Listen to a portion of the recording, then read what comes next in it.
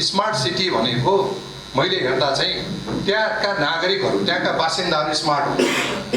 जबसम्म तपाईँ हामी जो नागरिक छौँ पोखरावासी भनौँ अहिले पोखरावासी हामी स्मार्ट भएनौँ भने पोखरा सहर स्मार्ट सिटी हुँदैन। त्यसकारण सबभन्दा सुरुवात चाहिँ हामी स्मार्ट हुनु पर्यो। हामी त्यहाँका नागरिक सिटिजन, चाहे हामी युवा हौँ, चाहे बालबालिका हौँ, चाहे हामी प्रौढ हौँ, हामी स्मार्ट, हाम्रो लाइफले स्मार्ट बनाउनु पर्यो। र इभेन वालिङको नागरिक हङकङ बसोस् कि अरब बसोस् कि युके बसोस् त्यहीँबाट आफ्नो सेवा लिन पाउँछ। एउटा नाता परमाणुलाई काठमाडौँबाट नाइट चढेर वालिङ जानु पर्दैन। हरेक 71वटै सेवा अनलाइन छ। नगरपालिका वालिङ नगरपालिकाको सबैभन्दा राम्रो कुरो म भन्ने छैन, हामी भन्ने छ। दुईटा कुरा मलाई कमेन्ट गर्नु परेको छ। मेरो सरकार त्यो गलत हो। अस्ति अर्थमन्त्रीले मैले बजेट छुट्याएको छु, मैले बजेट विनियोजन, उहाँले छुट्याएको होइन, अर्थ मन्त्रालयले छुट्याएको। हामीले अहिले हामीले प्लास्टिकलाई फोहोर हुन्छ। धेरै नगरपालिका प्लास्टिक के अरे बन्द हो कि के भन्नुभएको छ। हामी विरोधी हो। प्लास्टिक त अझ ल्याएर फालिदिनुहोस्। र हजुरहरू पनि वालिङको बाटो जानुभयो भने कमसेकम बत्तल अन्त नफालेर वालिङतिर वालिङ नगरपालिकामा राजनीति जिरो छ। हामी राजनीतिक मतभेद इस्यु वाइजमा हाम्रो छलफल हुन्छ, तर कुनै पनि राजनीतिक रूपमा पनि आउँदैन। यो एउटा खुसीको कुरा हो। हामी सबै दल छौँ तर सबले विकासमै छलफल हुन्छ। हामी भेट भइयो भने विकासितै कुरा हुन्छ। पोखरा बोल्छको यो 19औं एपिसोडमा छौँ हामी।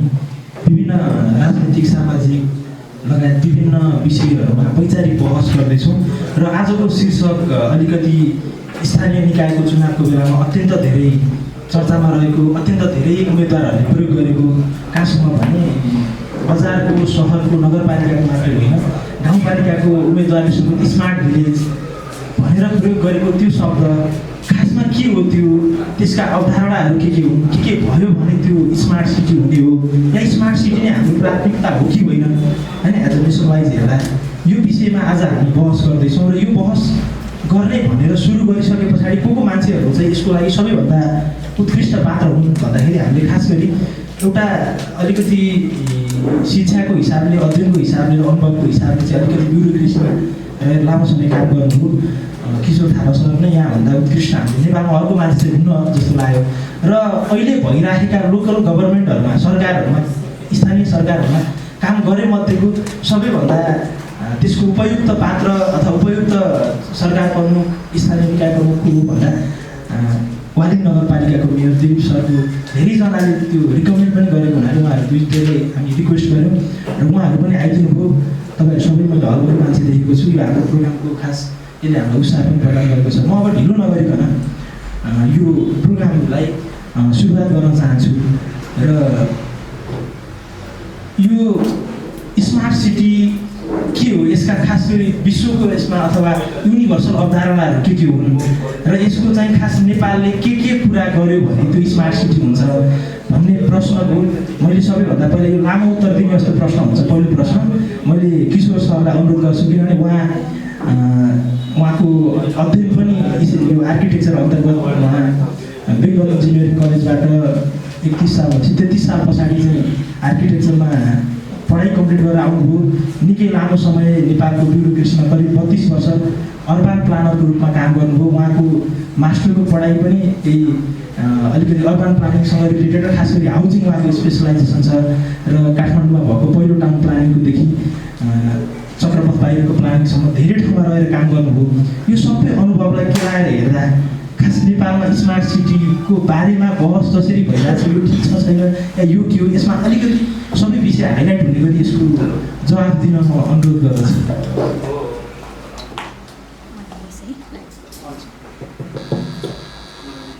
हस्, धन्यवाद सरोजी।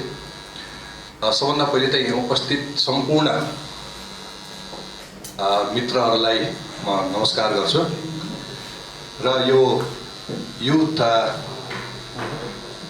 थिङ्कर्स कर्नर होइन सोसाइटी, युथ थिङ्कर्स सोसाइटीले जुन यो कार्यक्रमको यो श्रृङ्खला गरिरहेको छ र विभिन्न टपिकहरूमा यहाँ छलफलहरू भएको मैले पनि जानकारी पाएको छु र म आफूलाई एकदम अनर्ड फिल गर्छु तपाईँहरूसँग यसरी बसेर कुरा गर्दाखेरि। र अहिले सरोजजीले जुन कुरा राख्नुभयो, अहिले नेपालमा स्मार्ट सिटी भनेको एउटा चाहिँ बजवर्ड जस्तो भएको छ। स्थानीय चुनावको बेलामा त सबै क्यान्डिडेटको चाहिँ मुखमा स्मार्ट सिटी नै थियो। म पनि एउटा क्यान्डिडेट थिएँ, तर मेरो एजेन्डामा स्मार्ट सिटी थिएन, मेरोमा चाहिँ थिएन है, तर अरू सबै अधिकांशको त्यो चाहिँ थियो। र स्मार्ट सिटी भनेर अहिले चाहिँ जताततै चर्चा छ। सरकारले पनि अहिले एउटा प्रोग्रामै ल्याएको छ, स्मार्ट सिटी कार्यक्रम भनेर। अहिले चाहिँ 10वटा जति नगरपालिकाहरूमा यो कार्यक्रम ल्याएको छ। सुरुमा 3वटा स्थान थियो स्मार्ट सिटीको लागि, पालुङटार, गोर्खाको पालुङटार, त्यसपछि बाराको निजगढ र रूपन्देहीको लुम्बिनी। यो 3वटा सहरलाई स्मार्ट सिटी बनाउने भनेर आजभन्दा करिब 3 वर्ष पहिले प्रोग्राम सुरु भयो र अहिले त्यसमा थपिँदा अब सबैलाई स्मार्ट हुनु मन लाग्छ, कसलाई स्मार्ट हुनु मन लाग्दैन।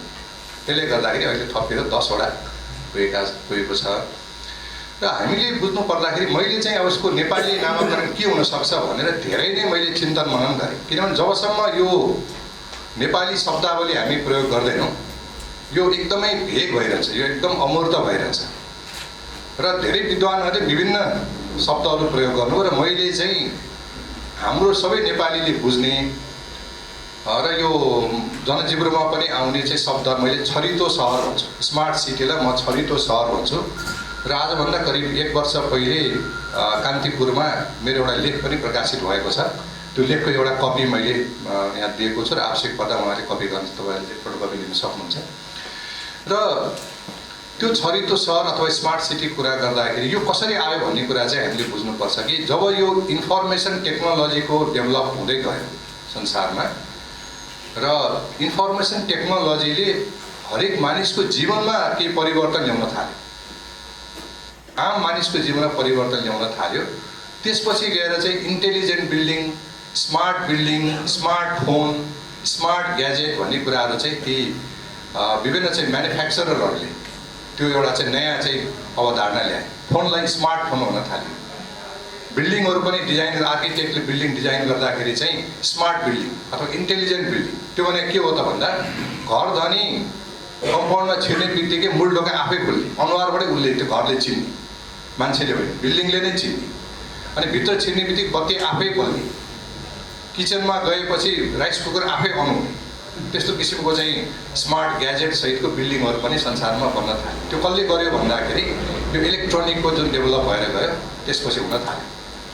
र पछि अब बिल्डिङ स्मार्ट हुँदै गएपछि बिल्डिङहरू धेरै हुन थाल्यो। अब भने त्यो होल एरियालाई नै अब त्यो बस्तीलाई नै स्मार्ट बस्ती बनाउनु पर्यो भन्दाखेरि अनि स्मार्ट सिटी, एउटा नयाँ स्मार्ट सिटी बनाउने भनेर विशेष गरी चाहिँ अब सिङ्गापुर, अमेरिका, युरोप लगायत कतिपय देशहरूमा चाहिँ त्यो यो आइटीका एक्सपर्टहरू उनीहरूले चाहिँ यो अवधारणालाई ल्याए। इन्फर्मेसन टेक्नोलोजीलाई युज गरेर जसरी हामी सडकका पूर्वाधारहरू जुन भन्छौँ, के अरे सहरका पूर्वाधारहरू भन्दाखेरि हामी सडक, खानेपानी, बिजुली, फोहोरमेला व्यवस्थापन, ढल भने जस्तै जुन पूर्वाधार भन्छौँ, त्यसमा हाम्रो चाहिँ इन्फर्मेसन टेक्नोलोजीलाई नि एउटा पूर्वाधार मानेर, इन्फर्मेसन एन्ड कम्युनिकेसन टेक्नोलोजीलाई नै पूर्वाधार मानेर जब सहरको चाहिँ प्लानिङ गरिन्छ त्यसलाई चाहिँ स्मार्ट सिटी भन्ने किसिमको त्यो अवधारणा चाहिँ आयो।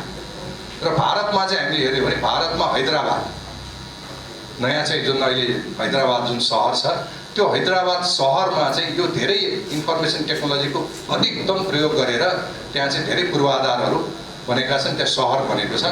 र भारतमा जहिले पनि त्यो हैदराबादलाई चाहिँ एउटा नमुनाको रूपमा लिन्छ स्मार्ट सिटीको रूपमा। अब अहिले नरेन्द्र मोदी प्रधानमन्त्री उहाँको पहिलो कार्यकालमा 100वटा सहरलाई स्मार्ट सिटी बनाउने भनेर उहाँले त्यो अवधारणा ल्याउनु भएको छ। तर त्यो पनि भारतीयहरूको आफ्नो एक्लो प्रयासले होइन, त्यो स्मार्ट सिटी बनाउनको लागि कोरिया, जापान र सिङ्गापुरबाट उहाँले चाहिँ एक्सपर्टहरू झिकाएर त्यो काम उहाँले गर्नुभएको छ। किनभने कतिपय प्रविधिमा भारत अझ पनि पछाडि छ। अब हाम्रो नेपालमा हामीले अहिले कुरा गर्दाखेरि अब वास्तविक रूपमा चाहिँ एउटा सबैको एउटा सिङ्गल परिभाषा चाहिँ हामीसँग छैन। केलाई चाहिँ स्मार्ट सिटी भन्ने त्यस्तो परिभाषा चाहिँ हामीसँग अझ पनि छैन। अब हाम्रा आइटीका साथीहरूले, कम्प्युटरमा काम गर्ने साथीहरूले चाहिँ उहाँले के भन्नुहुन्छ भने हरेक कुरा अनलाइनबाट सर्भिसहरू दिने, इन्फर्मेसन टेक्नोलोजीलाई अधिकतम प्रयोग गरिएको सहरलाई उहाँले स्मार्ट सिटी भनेर उहाँले परिभाषा दिनुहुन्छ हाम्रो चाहिँ आइसिटीमा काम गर्ने साथीहरूले। अब हाम्रा फेरि वातावरणविदहरू पनि कम हुनुहुन्न, नेपालमा त वातावरणविदहरू पनि निकै चर्कै कुरा गर्नुहुन्छ। र उहाँहरूको चाहिँ परिभाषामा स्मार्ट सिटी भन्दाखेरि पानीको ऊर्जाको एकदमै कम खपत हुने, फोहोर मैला व्यवस्थापन एकदम व्यवस्थित रूपमा फोहोर मैला व्यवस्थापन हुने, फोहोर मैलालाई रियुज रिसाइकल रिड्युस गर्ने, त्यस्तो टाइपको चाहिँ रिसोर्सेसहरू चाहिँ कम खपत गर्ने, ऊर्जालाई कम खपत गर्ने, ऊर्जा खेर नजाने, ऊर्जा मैत्री वातावरण मैत्री सहर चाहिँ स्मार्ट सिटी हो भनेर उहाँहरूले आफ्नो परिभाषा दिनुहुन्छ। वातावरणविदहरूको चाहिँ भेलामा गयो भने उहाँहरूको परिभाषा यही हुन्छ। अब म चाहिँ मेरो चाहिँ विधा के, म चाहिँ यो भौतिक योजना तयार गर्ने एउटा चाहिँ सहरी विकास सहरी योजना कार्यक्रम म के भन्छु भन्दाखेरि स्मार्ट सिटी भन्दाखेरि एउटा छरितो एउटा बस्ती, छरितो सहर जहाँ धेरै ठुलो सहर होइन, बढीमा 50,000 देखि 1 लाख जनसङ्ख्या भएको बस्तीहरू चाहिँ सबै ठाउँमा बाटो पुगेको, ब्लकमा चाहिँ एकदम व्यवस्थित रूपमा चाहिँ बस्ती बसेको, धेरै चाहिँ अग्ला चाहिँ डरलाग्दा घरहरू नभएको, दुई तिन तलासम्मको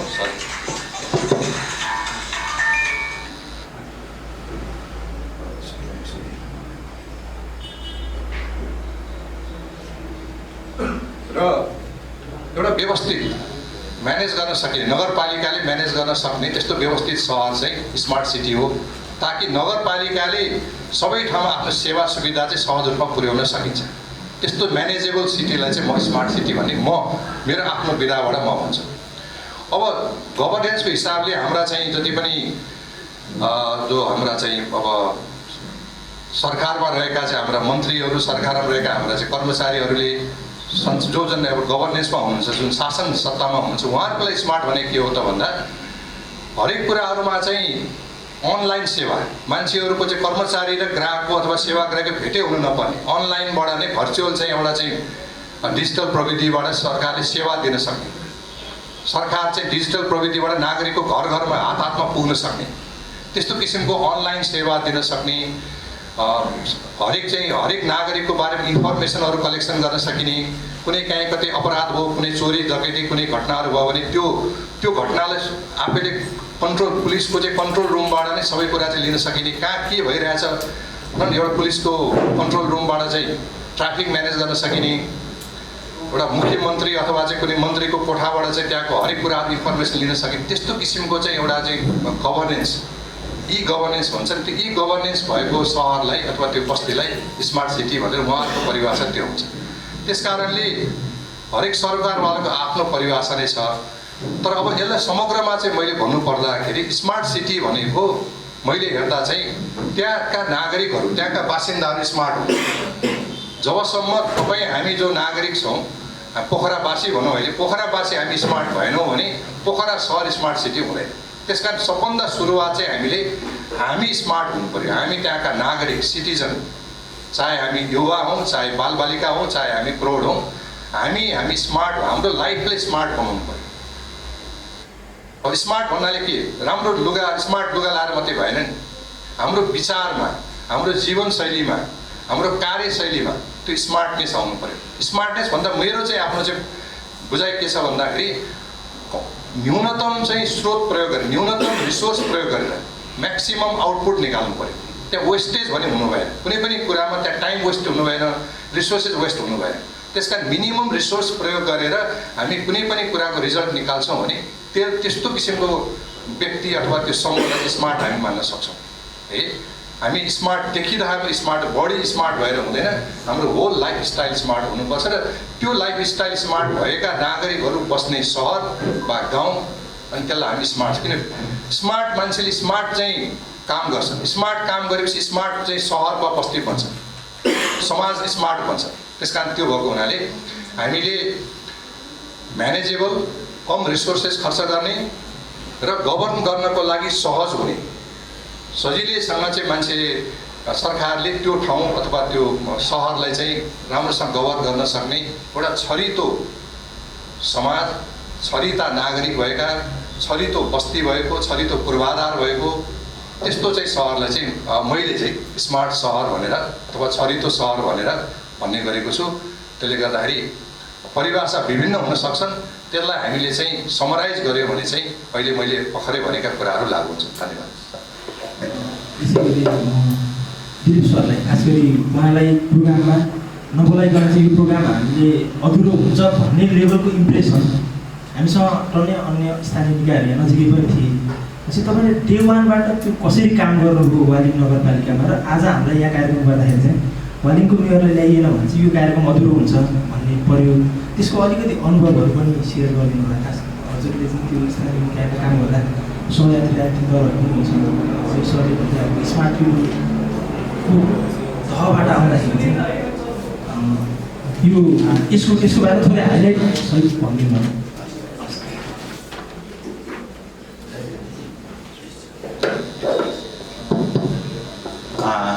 नमस्कार सम्पूर्ण हाम्रो पोखरेली दाजुभाइ दिदीबहिनीहरू। सर्वप्रथम म हाम्रो किशोर सरलाई हार्दिक नमस्कार गर्न चाहन्छु। उहाँ वालिङ नगरपालिकाको प्लानिङको फेजमा हामीले किशोर सरसित पनि हामीले धेरै सहयोग लियौँ। सर चाहिँ वालिङमै बसेर हामीलाई चाहिँ सहयोग गर्नुभएको छ। म पुनः त्यसपछि हाम्रो दोस्रो भेट हो यो जबमा, त्यसै कारण म उहाँप्रति आभार व्यक्त गर्न चाहन्छु। र यो हाम्रो खास गरेर पोखराको यो हाम्रो पोखरा बोल्छ कार्यक्रममा जुन निमन्त्रणा गर्नुभयो, म हजुरहरूप्रति आभार व्यक्त गर्न चाहन्छु। अब म सिधै मेरो आफ्नो कुरातर्फ लाग्छु। र हामीले जब हामी निर्वाचित भएपछि अघि सरले भनिसक्नु भएको छ, वालिङ नगरपालिका 3+10 नेपाल सरकारले 13वटा स्मार्ट सिटी घोषणा गरेको मध्ये एउटा नगरपालिका हो। त्यस हुनाले स्वाभाविक रूपमा हामी जब निर्वाचित भइसकेपछि त्यसलाई अब हामी स्मार्ट सिटीको चाहिँ दिशातर्फ हाम्रो डेस्टिनेसन निश्चित गर्नुपर्छ भनेर हामीले निर्वाचन जितेको 3 महिनाभित्र नै हामीले किशोर सर लगायत हाम्रो चाहिँ सहरी विज्ञ, आइटी विज्ञ अनि व्यवस्थापनको विज्ञ र करिब 7वटा सब्जेक्टको एजुकेसन विज्ञहरू गरेर हामीले यसलाई प्लानिङको फेजमा लग्नको लागि वालिङ नगरपालिकामा एउटा वर्कसप गऱ्यौँ।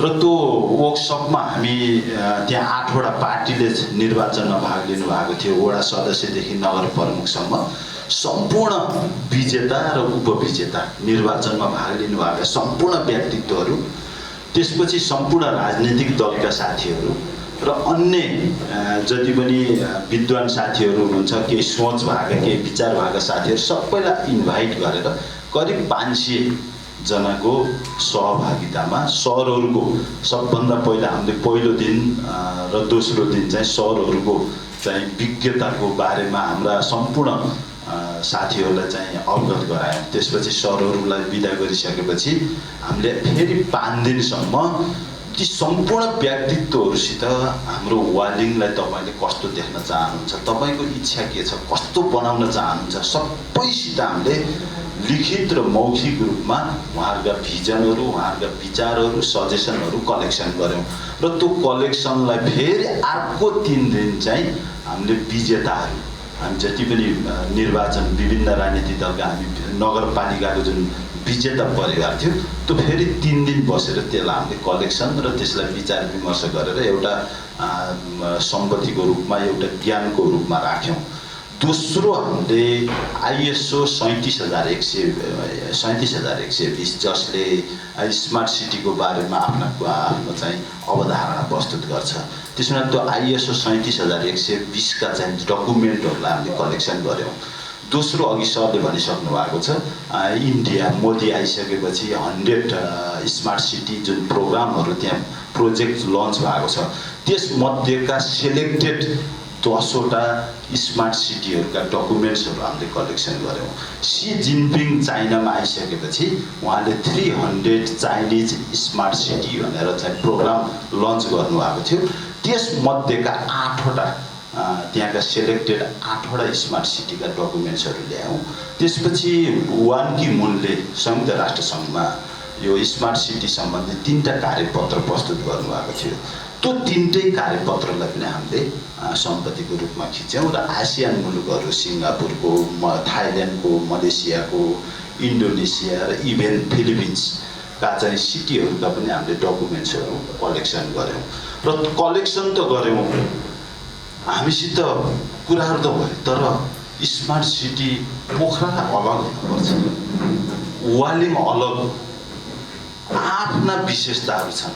सबै कुरा सबै ठाउँमा लागू हुन सक्दैन। त्यसैले हामी वालिङको परिप्रेक्ष्यमा, किनकि हामी अविकसित छौँ, रिमोट ठाउँमा छौँ, पाहाडले घेरेको ठाउँमा छौँ र आर्थिक हैसियतहरू पनि त्यो स्तरको भइसकेको छ। त्यस हुनाले हामीले वालिङको परिप्रेक्ष्यमा यी सबै कुराहरूलाई लिएर केही विज्ञ साथीहरू र हामी जनप्रतिनिधिहरू करिब 3 महिना यसमै घुट्यौँ हामी।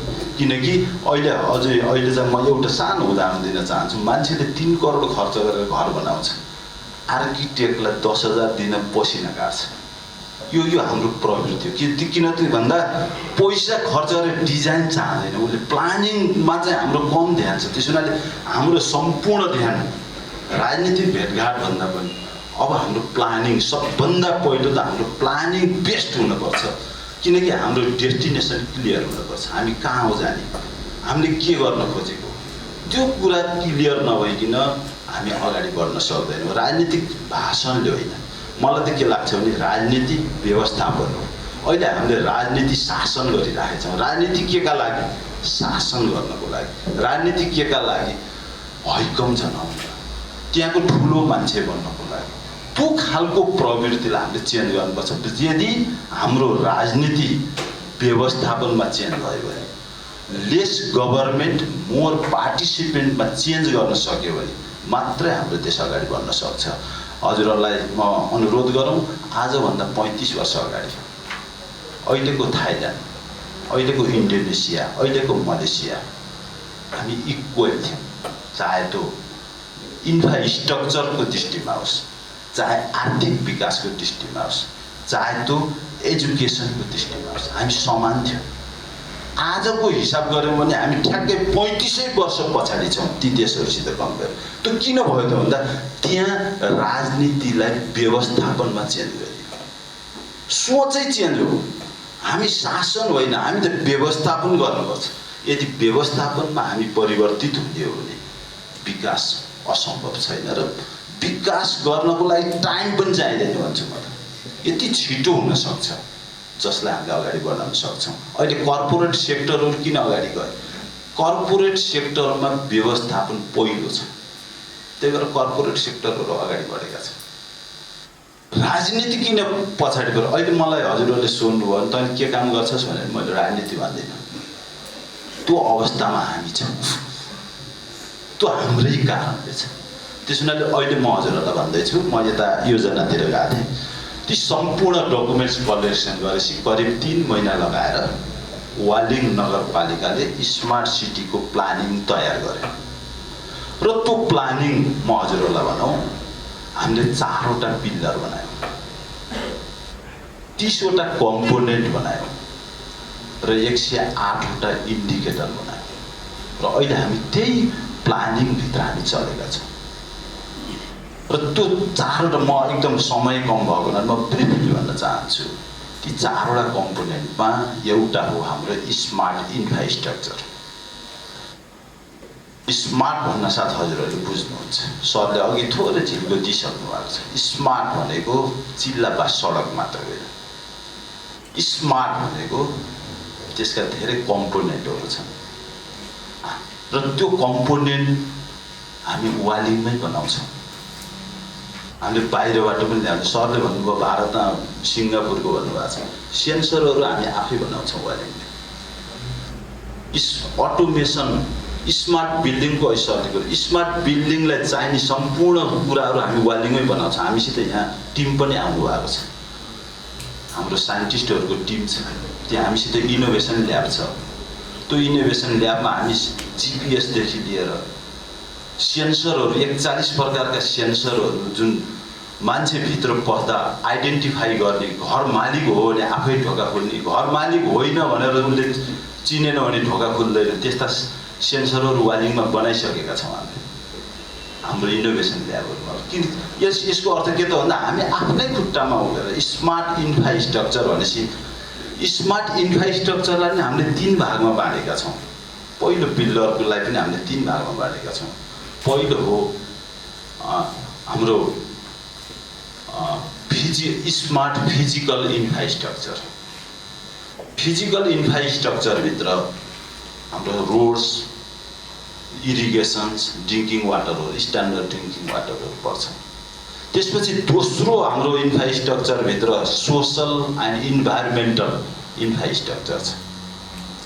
सोसल एन्ड इन्भाइरोमेन्टल इन्फ्रास्ट्रक्चर भनेपछि हजुरहरूले बुझ्नुहुन्छ, त्यसमा म व्याख्या दिएर जान्न। तेस्रो इन्फ्रास्ट्रक्चरमा कनेक्टिभिटी एन्ड मोबिलिटी। कनेक्टिभिटी हजुरहरूले बुझ्नु, हाम्रो प्रत्येक घरलाई वाइफाई वा 4G ले छुनै पर्छ। र मोबिलिटी भनेको ट्रान्सपोर्टेसन म्यानेजमेन्ट हो। यसमा पनि म व्याख्या गर्ने, यो हाम्रो वान पिलर हो जसलाई हामीले स्मार्ट इन्फ्रास्ट्रक्चर भन्छौँ। दोस्रो छ हाम्रो स्मार्ट इकोनोमी। हरेक घरमा कमाइ हुँदैन भने, आम्दानी आउँदैन भने त्यो घर स्मार्ट हुन सक्दैन। र त्यहाँको पिपल, त्यहाँको सिटिजन, त्यो घरको परिवार स्मार्ट बन्न सक्दैन। यो इन्कमसित डाइरेक्ट जोडिएको छ।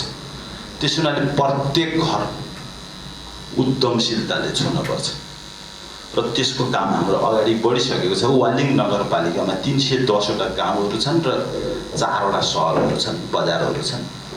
हामीले हरेक गाउँमा हामीले स्मार्ट सिटी पनि, स्मार्ट भिलेज र स्मार्ट सिटी भनेर बाँडेका छौँ र त्यसलाई हामीले स्मार्ट वालिङ भनेका छौँ। कनेक्ट दुईटालाई चाहिँ जोडेर हामीले स्मार्ट वालिङ छ र हरेक घरमा काम आम्दानी हुनुपर्छ। र त्यसमा अहिले हामीले धमाधम ट्रेनिङको उहाँहरूलाई सिपहरू र लगानी हामीले अगाडि बढाइराखेका छौँ। र अर्को एउटा कुरा हो, मैले अर्थशास्त्रमा चाणक्यको अर्थशास्त्र हजुरहरूले सुन्नुभएको छ। चाणक्यको अर्थशास्त्रमा एउटा शब्द छ जसले मलाई अत्यन्त छोयो। त्यो भनेको के हो त भन्दा ट्याक्स। उहाँले चाहिँ कर भन्नुभएको छ। करको परिभाषा दिनुभएको छ, यति मिठो लाग्यो। त्यो उहाँले दिएको परिभाषा के थियो त भन्दा कर भनेको मौरीले फुलबाट रस निकालेर त्यो रसलाई महमा परिवर्तन गर्नु कर हो राज्यको तर्फबाट। र त्यो के हुन सक्छ भनेर हामीले त्यसको बारेमा डिस्कसन गऱ्यौँ र हामीले के निष्कर्षमा पुग्यौँ भन्दा हाम्रो वालिङ एउटा सानो ठाउँ हो। त्यहाँ हाम्रो जम्मा 4 करोड कर उठ्छ, जम्मा 4 करोड उठ्छ। पोखराको दाँजोमा त एकदम थोरै पर्सेन्ट हो। तर त्यसलाई हामीले के गर्यौँ त भन्दा 1 पैसा पनि हामीले अन्यत्र खर्च गरेनौँ। त्यो पैसालाई हामीले गाउँमा सिड मनीको रूपमा बाँड्यौँ। प्रत्येक 1 पैसा दायाँ बायाँ नगरिकन करलाई हामीले जसले कुखुरा पाल्न चाहन्छ उहाँलाई हामीले लगानी गर्यौँ। तरकारी खेती जसले गर्न चाहन्छ त्यो व्यक्तिगत पनि छ र सामूहिक रूपमा पनि छ। हामीले अहिले लगानी गरिराखेका छौँ त्यो। र त्यो पैसा के हुन्छ त भन्दा हामीले ब्याज लिँदैनौँ, सिड मनी भन्छ। र त्यसलाई हामीले टिम बनाइदिएका छौँ। एउटा कृषि विकास टिम, एउटा पशु विकास टिम र एउटा उद्यम विकास टिम। उहाँहरूले एप्लिकेसन दिनुहुन्छ, उहाँहरू गएर निरीक्षण गर्नुहुन्छ र कति पैसा दिने हो यसलाई भनेर उहाँहरूले सिफारिस गर्नुहुन्छ र नगरपालिकाले कार्यविधि बनाएर त्यो पैसा चाहिँ उहाँहरूलाई लगानी गर्छ। अहिले हाम्रो चाहिँ 40,000 रुपियाँदेखि लिएर 3 लाख रुपियाँसम्म त्यो किसानहरूलाई हामीले लगानी गर्छौँ। ब्याज 1 रुपियाँ दिन्नौँ र उहाँले नै त्यो चाहिँ समितिले नै के सिफारिस गर्छ त भन्दा तरकारी छ भने, तरकारी खेतीलाई छ भने उहाँहरूले 4 महिनामा रिटर्न गर्ने छ सामान। सुन्तलाहरू चाहिँ कागतीहरू रोपेको छ भने उहाँहरूले 3 वर्षमा रिटर्न गर्नुहुन्छ। त्यो खेती हेरेर कुन समयमा उहाँहरूले त्यो तिर्न सक्षम हुन्छ त्यो आधारमा रिटर्न हुन्छ र त्यो पैसा सङ्कलित हुँदै जान्छ र नगरपालिकाले ट्याक्स चाहिँ 1 रुपियाँ खर्च। त्यसलाई हामीले मह बनाउन चाहन्छौँ र त्यो मह अहिले हाम्रो त्यसले गर्दाखेरि के भयो त भन्दा गाउँमा क्रय शक्ति बढ्यो, उहाँहरूको आम्दानी बढ्यो। र त्यो आम्दानी बढ्नु भनेको अन्तत बजारको चाहिँ बजार पुष्ट। आखिर गाउँमा पैसा भयो भने त बजार चम्किदियो। त्यही बजारबाट फेरि उठेको ट्याक्स फेरि हामी गाउँमा लाउँछौँ। यसले एउटा रोटेसन गर्छ र चाहिँ डाइनामिजम जुन चाहिँ व्यापारिकहरूको चाहिँ त्यो ट्रेड डाइनामिजम चाहिँ बढाउँछ र अहिले त्यो बढिराखेको छ। र त्यसले गर्दाखेरि के हो त भन्दा ट्याक्स तिर्ने मान्छे पोहोर साल आनाकानी गर्ने साथीहरूले अहिले खुरुखुरु ल्याइदिनु भएको छ एकदम राइट भनेर हामीलाई ट्याक्समा समस्या भएको छैन अहिले ट्याक्स उठाए जस्तै भएको छैन उहाँहरू अझ यसलाई अलिकति बढाउन मिल्दैन अझ छेउ किनकि त्यो ट्याक्स तिर्दाखेरि व्यापारीहरूको व्यापार अझ बढ्दिनु यो त अलिकति ट्याक्स बढाएर छिटो पुष्ट गर्नु पर्यो त्यो खालको कुराहरू आएको छ त्यसमा म यो एउटा पोजिटिभ मेसेज गएको छ अब यसलाई हामीले स्मार्ट यो हरेक गाउँमा यसलाई हामीले कम्पनी खोलेका छौँ बजारको व्यवस्थापनको पनि नगरपालिकाले चाहिँ एउटा कम्पनी खोलेर हरेक गाउँमा कलेक्सन गरेर एउटा घिरिम्ला भए पनि एउटा उहाँले उत्पादन गरेको पुतली बनाएको छ भने पनि बाँसका कला बनाएको छ भने पनि त्यो एउटा वालिङ प्रोडक्ट मार्केटिङ कम्पनी भनेर 10 करोडको पुँजीले 1 करोड नगरपालिकाले हालेको छ 9 करोड उहाँहरू किसानहरूले हाल्नु भएको छ त्यो कम्पनीले काम अगाडि बढाउँदैछ र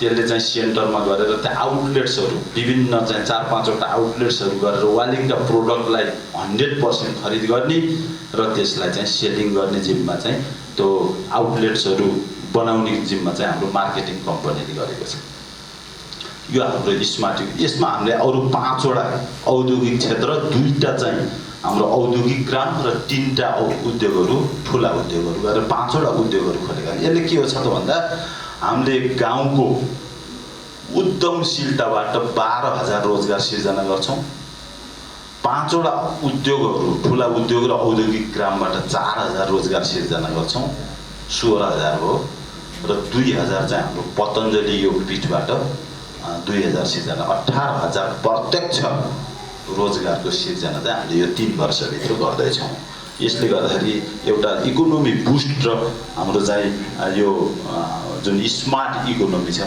यसलाई असर यसलाई स्मार्ट इकोनोमी भित्र हाम्रो 11 वटा इन्डिकेटरहरू छन् त्यो म सबै व्याख्या गर्नतिर लाग्दैन वास्तवमा इकोनोमी भनेको एकदम महत्त्वपूर्ण हो यो हाम्रो दोस्रो पिल्लर हो तेस्रो पिल्लर हाम्रो स्मार्ट गभर्नेन्स हजुरहरू बुझ्नु भएको छ अहिले सरकारी कार्यालयमा कुनै काम परेर गयो भने त्यो मान्छे उस्तै पर्यो भने पागल हुन सक्छ हरेक दिन सर्छ त्यसैले अब हामी चाहिँ पब्लिकलाई हाम्रा सिटिजनलाई वालिङ नगरपालिकाको अफिस कहाँ छ वार्ड कार्यालय कहाँ छ वडा अध्यक्ष को हो मेयर को हो चिन्न जान्न आवश्यक छैन अघि सरले पनि अलिकति हिन्ट्स दिनुभएको थियो हामीले हाम्रो एप्लिकेसनहरू सर्भिस एप्लिकेसनहरू सबै इन्स्टल भइसकेका छन् हाम्रो वडा अध्यक्षज्यूहरू आधा वडा अध्यक्षज्यूहरूले ल्यापटप खोलेर अन गर्न जान्नुहुन्थेन अहिले सबै ल्यापटपमा खेल्नुहुन्छ हामीले तालिम दिएपछि नहुनेसम्म असम्भव कुरा सम्भव हुन्छ अब मलाई म एकैछिन हजुरहरूलाई त्यो हाम्रो वालिङको सर्भिसको बारेमा म केही एक कुरा म भन्न चाहन्छु यो मोबाइल छ स्मार्ट मोबाइल हजुरले चाहिँ स्मार्ट वेबसाइटमा के अरे हाम्रो चाहिँ के अरे वालिङ नगरपालिकाको वेबसाइटमा जानुहुन्छ स्मार्ट वालिङमा जानुहुन्छ त्यहाँ गइसकेपछि थुप्रै चिजहरू छन् त्यसमध्ये हजुरले सर्भिस वा सेवा भन्नेमा क्लिक गर्नुहुन्छ सेवामा क्लिक गरिसकेपछि नगरपालिकाले वार्ड कार्यालयले र 11 वटा शाखाहरूले हाम्रा नागरिकहरूलाई 71 वटा सर्भिस दिनुहुन्छ त्यो 71 वटा सर्भिस सरर आउँछ त्यसपछि तपाईलाई के चाहिएको ल एकछिनलाई मानव नागरिकताको सिफारिस चाहियो तपाईले नागरिकताको सिफारिसमा क्लिक गर्नुहुन्छ क्लिक गरेपछि तपाईलाई कति रुपैयाँ लाग्छ भनेर त्यहाँ दिन्छ 50 रुपैयाँ एकछिनलाई मानव 50 रुपैयाँ आयो तपाईले हामीले वालिङ नगरपालिकाले 5 वटा गेटवे छ पेमेन्ट गर्नको लागि नेपाल क्लियरिङ हाउस खल्ती हैन ई सेवा लगायतका 5 वटा सर्भिसबाट तपाईले पेमेन्ट गर्न सक्नुहुन्छ पेमेन्ट गर्ने तरिका पनि त्यही सिकाइदिन्छ त्यसपछि तपाईको फर्म खुल्छ तपाईले नागरिकताको सिफारिसलाई त्यही मोबाइलमा फर्म भर्नुहुन्छ सबै फर्म भरिसकेपछि तपाईले सेन्ड गरिदिनुहुन्छ स्वाभाविक रूपमा चाहिँ त्यो कहाँ जान्छ नागरिकताको सिफारिस भनेपछि वार्ड कार्यालय जान्छ तपाईले त्यहाँ वार्ड नम्बर उल्लेख गरिसकेको त्यही वार्डको सचिवको ल्यापटपमा पुग्छ अनि उसले त्यो हेर्छ र म्याच गर्छ हामीले 85 जना BCA गरेको बाबु नानीहरूलाई प्रयोग गरेर करिब 6 महिना लगाएर हामीले डिटेल हाउस होल्ड सर्वे गरेका छौँ। एक रेकर्डहरू छ, हामीसित बिग डेटा छ। त्यो पहिला सर्भरमा थियो, अहिले हाम्रो जी क्लाउडमा छ, गभर्नमेन्ट क्लाउडमा छ। र त्यो तपाईँले दिएको जुन एप्लिकेसन छ त्यो त्यहाँ गएपछि म्याच गर्छ कि गर्दैन, तलमाथि छ भने उसलाई रिजेक्ट गरेर पठाइदिन्छ, त्यो फर्जी हुनसक्छ। त्यहाँ गएपछि अटोमेटिक रूपमा हाम्रोमा म्याच गर्छ। म्याच गरिसकेपछि वडा सचिवले वडा अध्यक्षकोमा फरवार्ड गरिदिन्छ। वडा अध्यक्षले पनि एकपटक हेर्नुहुन्छ र म्याच गरेपछि उहाँले हातले सही गर्नुहुन्न, डिजिटल सिग्नेचरबाट सही गर्नुहुन्छ। र त्यो डिजिटल सिग्नेचर गरिसकेपछि उहाँले त्यसलाई रिसेन्ड गर्नुहुन्छ। मैले एप्लिकेटर थिएँ, मेरो मोबाइलमा आयो विदिन 15 मिनट। यदि 15 मिनटमा सेवा दिएन भने त्यो अटोमेटिक रूपमा मेरो मेयरकोमा आउँछ, फरवार्ड हुन्छ। र मैले सोध्छु उसलाई, तपाईँले सेवा दिनुभयो कि दिनु भएन, मैले सोधिहाल्छु। त्यस हुनाले सचिवले पनि खोलेर 15 मिनटमा वडा अध्यक्ष कहाँ फरवार्ड गरेन भने अटोमेटिक रूपमा वडा अध्यक्ष कहाँ जान्छ, उसले पठाउनै पर्दैन। त्यो हिसाबबाट हामी अगाडि बढेका छौँ। र यो सेवा वालिङको नागरिक चाहे काठमाडौँ बसोस् चाहे पोखरा बसोस् वालिङ जानु पर्दैन। र वालिङ नगरपालिकाको जुन 18,000 घर छ, घरै बसेर हुन्छ। र इभेन वालिङको नागरिक हङकङ बसोस् कि अरब बसोस् कि युके बसोस् त्यहीँबाट आफ्नो सेवा लिन पाउँछ।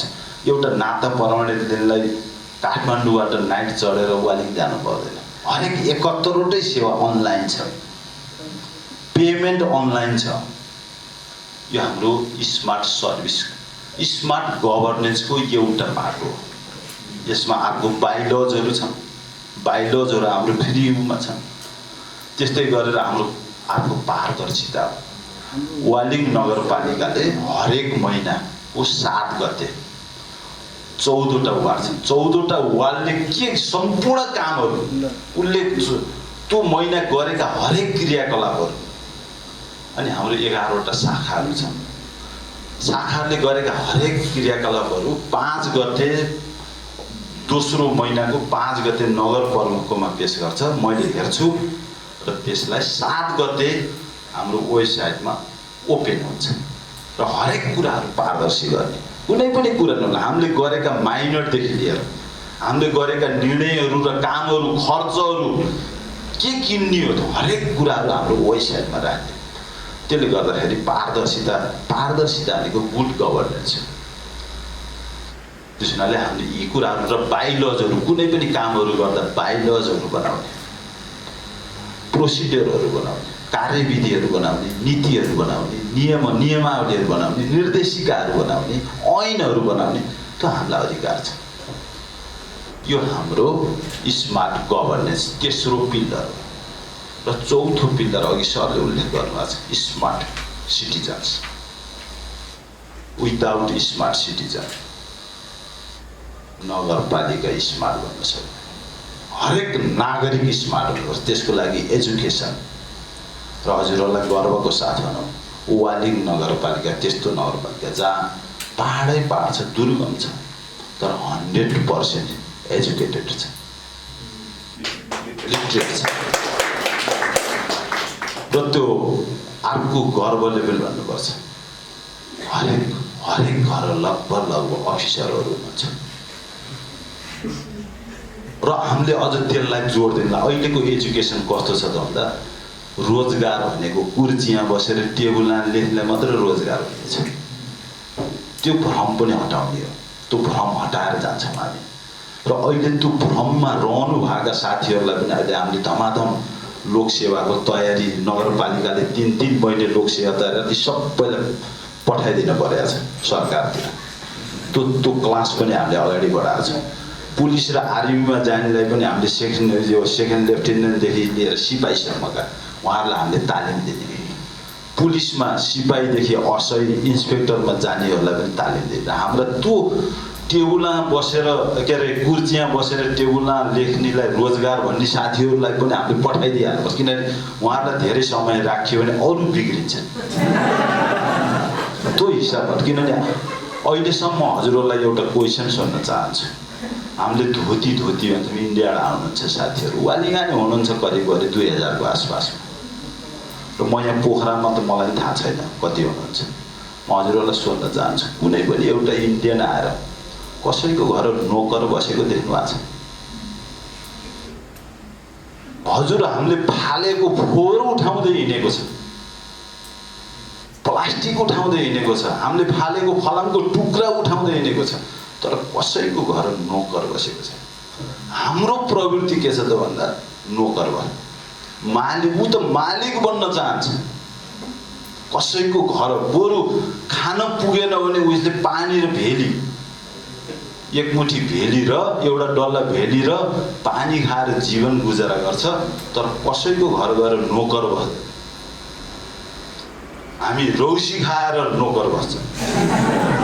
त्यो प्रवृत्ति हो। त्यो प्रवृत्तिलाई चेन्ज, वास्तवमा सोचले हामी कहाँ पुग्न सक्छौँ र त्यो सोचले हामी कहाँ तल झर्न सक्छौँ।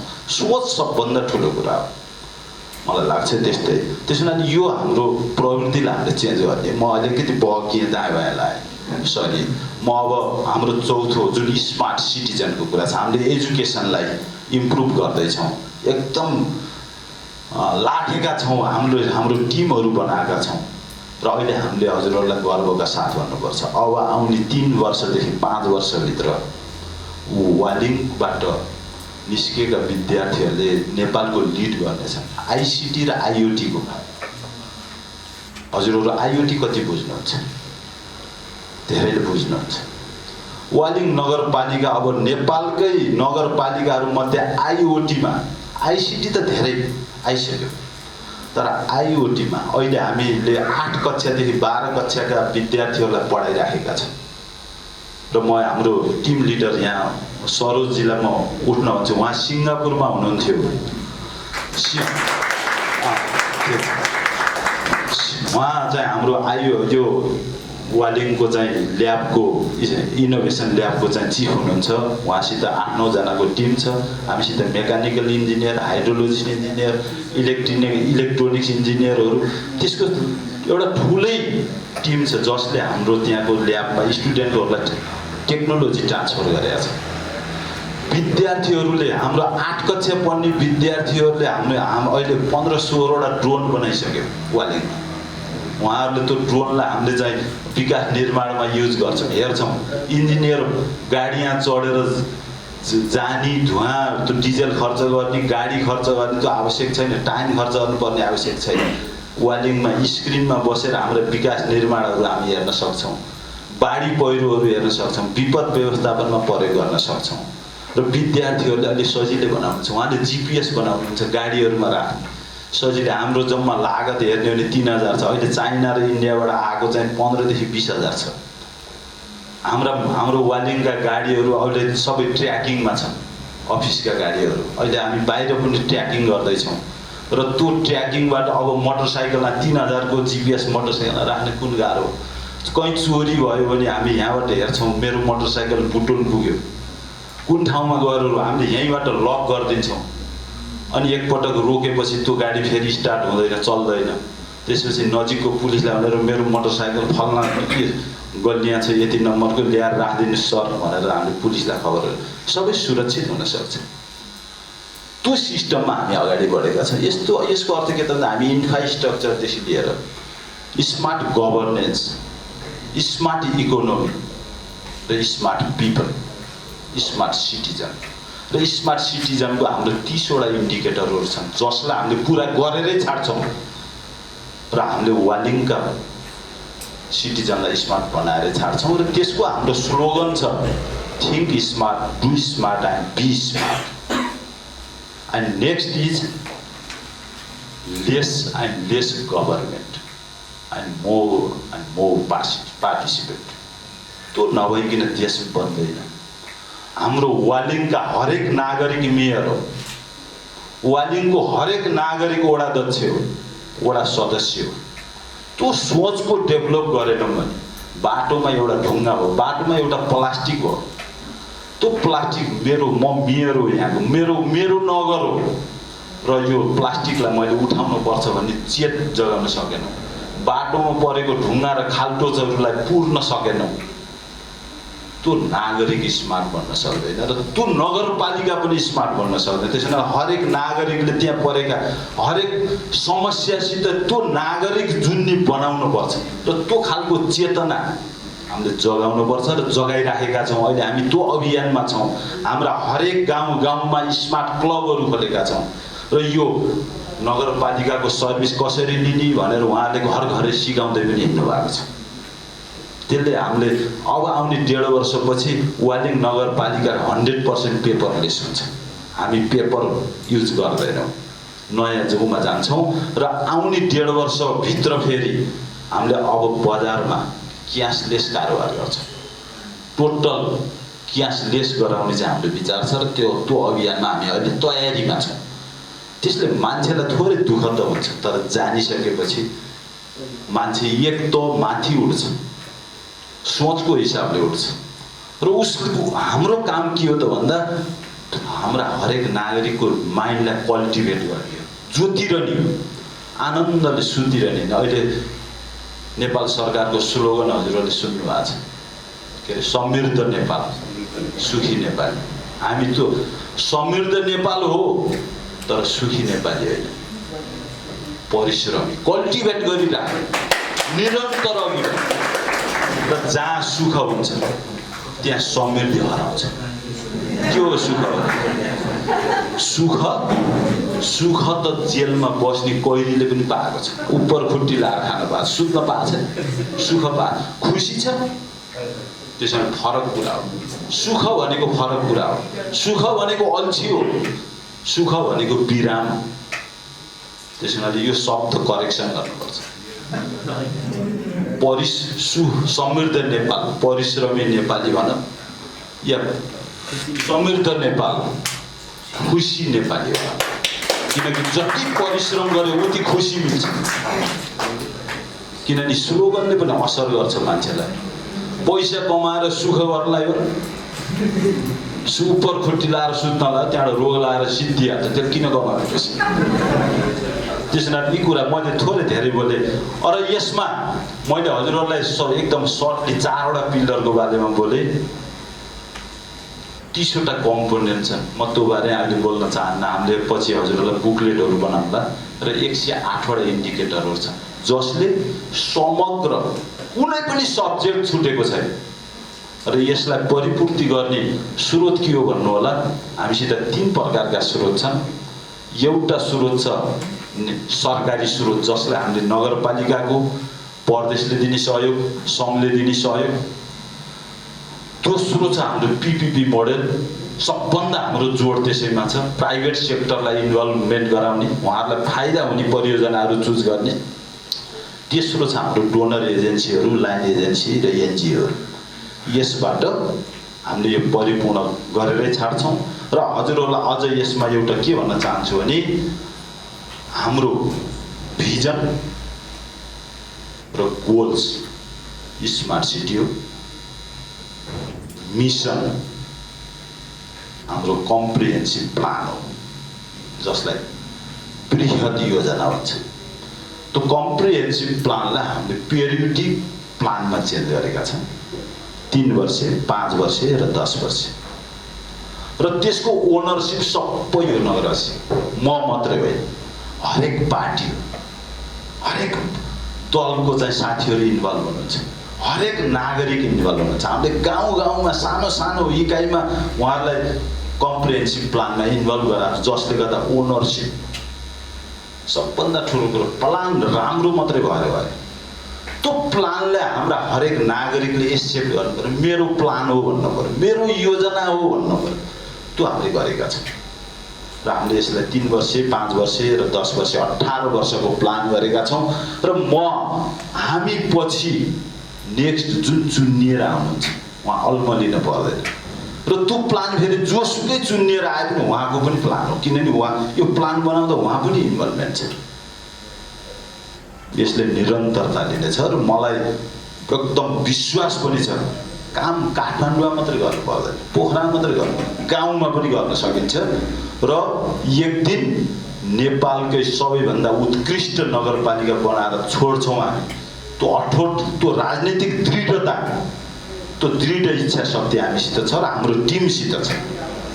र दोस्रो कुरो के छ त भन्दा एउटा नगरपालिका, वालिङ नगरपालिकाको सबैभन्दा राम्रो कुरो म भन्ने छैन, हामी भन्ने छ।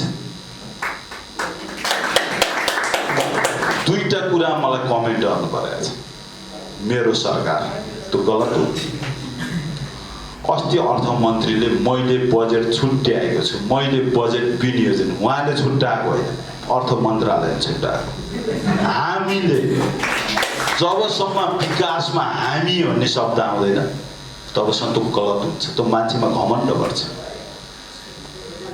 सामूहिक रूपमा हामी जानुपर्छ र हरेक कुराहरू सामूहिक हुनुपर्छ र त्यसो हुनाले हामी शब्द त्यो चाहिँ त्यो त यो के हो त भन्दा म्यानेजमेन्ट हो। म भन्यो भने राजनीति हो। त्यसो हुनाले राजनीतिभन्दा हामी व्यवस्थापनतर्फ बढी जोड दिनुपर्छ। म यति भन्दै म लामो बोल्ने, यसको लागि क्षमा माग्दै धन्यवाद। निकै नै राम्रो अनुभव पनि सुन्यो उहाँहरूले गरेको कामको बारेमा। मैले यो चाहिँ यो दोस्रो प्रश्न हो। यसभन्दा पछाडि चाहिँ हामी अडियन्समा जान्छौँ। अडियन्सको प्रश्न लिनलाई अलि तयारी हुनलाई म रजनी रेखा अर्पणलाई अनुरोध गर्छु। मेरो अब भएको सरको साह्रै राम्रो अनुभव सुन्यो। अलिकति विषय अलि त्यो पर बनाए जस्तो पनि हुन्छ। तर मैले किशोर सरलाई प्रश्न के सोध्छु भने अब उहाँले त असाध्यै राम्रो गर्नुभएको छ, तर एक्सेप्सन हो नि होइन। त्यसैभरिमा वालिङ नगर जस्तै काम गरेका स्थानीय निकायहरू त छैन। सो पोखरा जस्तो सहरमा हामी सामान्य एउटा भवन मापदण्डको न्यूनतम मापदण्ड पनि पालना गर्न सकिएको छैन। अनि यो देशैभरिका सहरहरूमा यो स्मार्ट सिटीको योजना कार्यान्वयन कसरी गर्ने, या हाम्रो लागि चाहिँ परम्परागत अर्थको योजनाबद्ध सिटीको जरुरत हो या देशैभरि यस्ता सिटीहरूको जरुरत हो। र खास गरी विराटनगर, काठमाडौँ जस्ता सहरहरू जो अलरेडी त्यो ठुलो बस्ती छ, त्यस्तो खालको सहरहरूलाई व्यवस्थापन गर्नको निम्ति अलिकति यहाँ सायद मन्त्रालय नै हुने बेला स्याटेलाइट सिटीको कन्सेप्टको पनि कुरा आएको थियो। त्यो समग्रलाई र उहाँको अनुभव सुनेपछि तपाईँले केही विषय राखिदिनु न। अहिले मेयर साहबले जुन कुराहरू गर्नुभयो, हामीले के बुझौँ भन्दा एउटा पोलिटिसियनको रूपमा उहाँले दिने एउटा स्पष्ट भिजन, उहाँमा कुनै कन्फ्युजन म देख्दिनँ। अधिकांश नेपाली राजनीतिकर्मीहरूमा जुन कन्फ्युजन छ त्यसको चाहिँ उहाँ अपवादै हुनुहुन्छ है। त्यसको लागि म उहाँलाई नमनै गर्छु। र उहाँले आफूले जुन पोलिटिकल भिजन दिएर त्यससँग सम्बन्धित विज्ञहरू, उद्यमीहरू, नागरिकहरू र आफ्ना सहकर्मी जुन वडा अध्यक्षहरूलाई साथमा लिएर जुन काम गर्नुभयो, त्यो हिसाबले अब वालिङ नगरपालिकाले मलाई लाग्छ कि यो स्मार्ट सिटीको नेपाली जुन कन्सेप्ट हो, स्मार्ट सिटीको नेपाली कन्सेप्ट चाहिँ वालिङले अवश्य तयार गर्छ भन्ने नै लाग्छ मलाई। र उहाँले 4 वटा पिलर, 15 वटा 30 वटा कम्पोनेन्टहरू र 108 वटा चाहिँ इन्डिकेटर, उहाँले 108 पनि बडा सोच विचार गरेर 108 भन्ने नम्बर चाहिँ राख्नुभएको छ। 108 को ठुलो महत्त्व छ नेपाली हाम्रो चाहिँ संस्कारमा होइन, त्यसरी राख्नुभएको। त्यस कारणले अब यो अहिले जति पनि ठुला जुन सहरको जुन कुरा गर्नुभयो सरोजले, ठुला सहरमा अब यो प्रश्न आइरहन्छ कि यो ठुला सहर हामी स्मार्ट बनाउन सक्छौँ त, यो ठुला सहरलाई व्यवस्थित गर्न सक्छौँ त भन्ने कुरा आउँछ। म के भन्छु भने अब सुरुवात कहाँ गर्ने हो भन्दा सबभन्दा पहिले ठुला सहरमा बस्ने नागरिकहरू, उनीहरूलाई स्मार्ट गर्ने, स्मार्ट बनाउने एउटा अभियानै सुरु गर्नु पर्यो। नागरिकहरूलाई स्मार्ट बनाउनको लागि अघि मेयर साहबले भन्नुभयो जस्तै उनीहरूलाई उद्यमशील कसरी बनाउने, उनीहरूलाई आइटी फ्रेन्डली कसरी बनाउने, उनीहरूलाई बढी जिम्मेवार कसरी बनाउने, त्यो हामी भन्ने जुन एउटा टिम वर्कमा कसरी लाने, त्यसतर्फ चाहिँ हामीले ती ठुला चाहिँ सहरमा हामीले अभियान चलायौँ भने पक्कै बिस्तारै त्यो सहर चाहिँ रूपान्तरण हुँदै जान्छ। आखिरमा हामी के विचार गरौँ भन्दा हामीले सामान्य रूपमा हेर्दा सहर भन्ने बित्तिकै फराकिला सडक, अग्ला घर, टेलिकमका टावरहरू, airport, railway station, restaurant, cafe, अपार्टमेन्टहरू, यो जुन भौतिक कुराहरू मात्र जुन भन्छौँ, सहर चाहिँ बन्ने, यो सहर भनेको भौतिक कुरा मात्रै होइन। सहर बन्ने भनेको नागरिकहरूको, मानिसहरूबाट, मानिसले सहर बनाउने हो। कतिले प्रश्न गर्छन् कि सहरीकरण भनेको के हो? सहरीकरण भनेको यो सेवा सुविधाहरू चाहिँ भएपछि सहरीकरण हुन्छ भन्ने धेरैको आम बुझाइ छ हैन। जति पनि पूर्वाधारहरू जब हुन्छ अनि सहरीकरण, त्यो होइन। म तपाईँलाई स्पष्ट गर्न चाहन्छु, पूर्वाधारको कुरा गर्दाखेरि बेलायतका गाउँमा अथवा अमेरिकाका गाउँमा, नर्वे र स्विडेनका गाउँमा कुन सुविधाको कमी होला? हामीले यहाँ पोखरामा, काठमाडौँमा चाहिँ उपभोग गर्ने हरेक सुविधा त्यहाँका गाउँमा पनि छन्, तर गाउँ गाउँ नै हो, सहर सहरै हो। बेसिकली के हो त भन्दाखेरि कुनै पनि ठाउँ गाउँ हो कि सहर हो भनेर चाहिँ पत्ता लगाउने सबभन्दा सजिलो तरिका भनेको त्यहाँका मान्छेको चाहिँ मान्छेलाई हेर्ने हो, त्यहाँका नागरिकले हेर्ने। यदि त्यहाँका नागरिकहरूले यदि कृषि पेसा गर्छन्, खनिज पेसा गर्छन् भने त्यहाँ चाहिँ त्यो गाउँका मानिसहरू कृषिमा बढी चाहिँ निर्भर हुन्छ। त्यहाँको अर्थतन्त्र कृषिमा हुन्छ, सेवा सुविधा सबै हुनसक्छ, तर त्यहाँको पेसा, व्यवसाय, त्यो चाहिँ पेसा भने कृषि हुन्छ। सहरमा गैर कृषि पेसा हुन्छ, उद्योगमा बढी काम गर्छन्, सेवा क्षेत्रमा बढी काम गर्छन्, त्यो सहर हो। त्यस कारणले सहर र गाउँ छुट्याउने पूर्वाधारबाट होइन कि हामीले त्यहाँका बासिन्दाको, उनीहरूको जीवनशैलीबाट, त्यहाँका मानिसहरूको पेसाबाट। त्यस कारणले हामीले स्मार्ट बनाउनको लागि अब नेपालमा हामीले ठुला सहरले स्मार्ट बनाउने अभियान भनेको त्यहाँका नागरिकलाई चाहिँ रूपान्तरण गर्नु पर्यो। अब नागरिकले रूपान्तरण त्यति सजिलो त छैन। अहिले चाहिँ अघि मेरो साहबले भन्नुभयो कि अब हामी सबै सुखी भएर बस्न चाहन्छौँ, खुट्टा हल्लाएर चाहिँ हामी खान चाहन्छौँ, आनन्दमय काम गरेपछि दुखी, काम गर्न नपरेपछि सुखी। हाम्रो त्यस्तो संस्कार छ नि। जब कसैलाई काम अराउन पाइयो, अरूलाई चाहिँ काम पन्छाउन पाइयो भने सुखी, आफूले गर्नु पर्यो नि दुखी। यो जुन कन्सेप्ट, यो एउटा चाहिँ विकृत जुन मानसिकता हो, हामी चाहिँ सहरवासीमा यो मानसिकताबाट हामी मुक्त हुनु पर्यो। र त्यहाँबाट त जब हामी नागरिकलाई स्मार्ट बनाउँदै गयौँ भनेदेखि नागरिकलाई कसरी स्मार्ट बनाउने, उहाँले केही कार्यक्रमहरूको जुन उहाँले यहाँ प्रस्तुत गर्नुभयो, त्यस्ता कार्यक्रमहरू अरू ठाउँ विशेष अनुसारले फरक पनि हुनसक्छ। समस्याहरू, इस्युजहरू चाहिँ सहरै पछि फरक हुनसक्छ।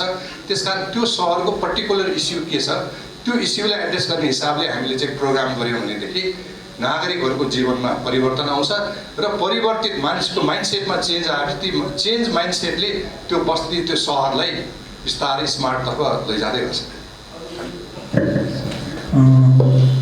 पहिला अडियन्सको क्वेसन थियो कि फेरि जोडौँ है। तपाईँहरूले एक चरण मेयर साहब र किशोर सरलाई सुनिसके पछाडि केही त्यस्ता अनुभूति या प्रश्नहरू छन् भने एकदमै छोटोमा, किनभने मैले सकेसम्म धेरैजनाले प्रश्न सोध्न सकौँ भनेर त्यो अनुरोध गरेको छु। एकदमै छोटोमा है। सम्पूर्ण हजुरहरू सम्पूर्णलाई नमस्कार गर्न चाहे। म गुरुप्रसाद बराल, मेरो घर चाहिँ पुङ्दी हो। मेरो छेउमा तिवारी सर हुनुहुन्छ, उहाँ सिङ्गापुर बस्नुभएको रहेछ। उहाँ चाहिँ नेपाल आउन कसरी प्रेरित हुनुभयो र सरलाई कसरी साथ दिनुभयो उहाँले, त्यो पनि उहाँको मुखारबिन्दबाट सुन्न चाहिरहेको छु। सरले भनिरहनु भएको छ हामी लिड गर्छौँ देशलाई भन्नुभएको छ। साइजाले त ब्युरोक्राट्समा लिड गरि नै रहेछ, 10औं वर्षदेखि एउटा लिड गरिरहेछ। यहाँलाई के निवेदन गर्न चाहे भने सम्पूर्ण कर्मचारीलाई एउटा थलो मैदानमा ल्याएर कसरी सेवा दिने, भ्रष्टाचार रहित कसरी बनाउने भनेर हजुरले अहिले जसरी 10 मिनट स्पिच दिनुभयो भने पक्कै पनि ती सुध्रिनेछन् र देश पनि सुध्रिन अगाडि बढ्छ भन्ने यहाँलाई निवेदन गर्न चाहे। Thank you.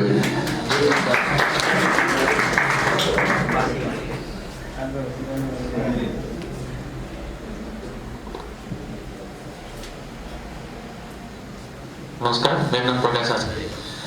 मेरो साथको प्रेजेन्टेसन एकदम प्रेरणादायी छ। टिपिकल्ली भन्नुपर्दाखेरि मेयर साहबको फ्यानै हो। मेयर साहबलाई एउटा प्रश्न, मेयर साहबले केसीसीमा प्रेजेन्टेसन दिँदाखेरि चाहिँ फोहोरको एउटा कुरा उठाउनु भएको थियो। सिसा फलाम बेचेर नि हामी धनी हुन्छौँ भन्नुभएको थियो। अहिले के प्रगति भइरहेछ, कति यो स्मार्ट सिटी बनाउनलाई त्यसले कति टेवा पुर्याइरहेछ आर्थिक रूपमा, एउटा कुरा। अर्को मैले एकदम बुझ्न चाहेको, यो सबै प्रोग्रामको प्रगति मापन चाहिँ हजुरहरूले कसरी गरिराख्नु भएको छ, त्यो एकदम क्लियर गरिदिनु होला। Thank you.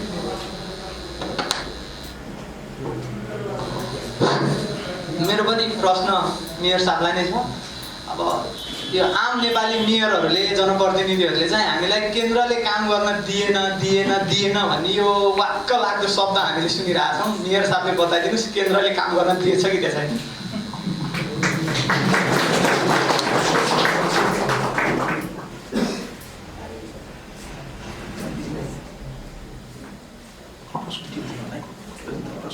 नमस्कार सबैलाई, म सुभाष पौडेल। म पनि इन्जिनियरिङकै विद्यार्थी हो है। मैले चाहिँ मेयर साहबलाई सोध्न चाहन्छु प्रश्न। तपाईँ चाहिँ टेक्नोलोजीको कुरा गरिराख्नु भएको छ होइन? अब टेक्नोलोजी बढी युज भयो भने चाहिँ यसको चाहिँ इम्प्याक्ट, नेगेटिभ इम्प्याक्ट पनि त्यही अनुरूपमा अगाडि बढ्छ भन्ने अब साइन्सकै सिद्धान्त छ एउटा होइन? यसलाई चाहिँ तपाईँले कसरी ओभरकम गर्ने थियो नि, यो बारेमा कतिको एनालाइज गर्नुभएको छ? यो पनि मेरो चाहिँ प्रश्न रह्यो तपाईँ माझ होइन? धन्यवाद।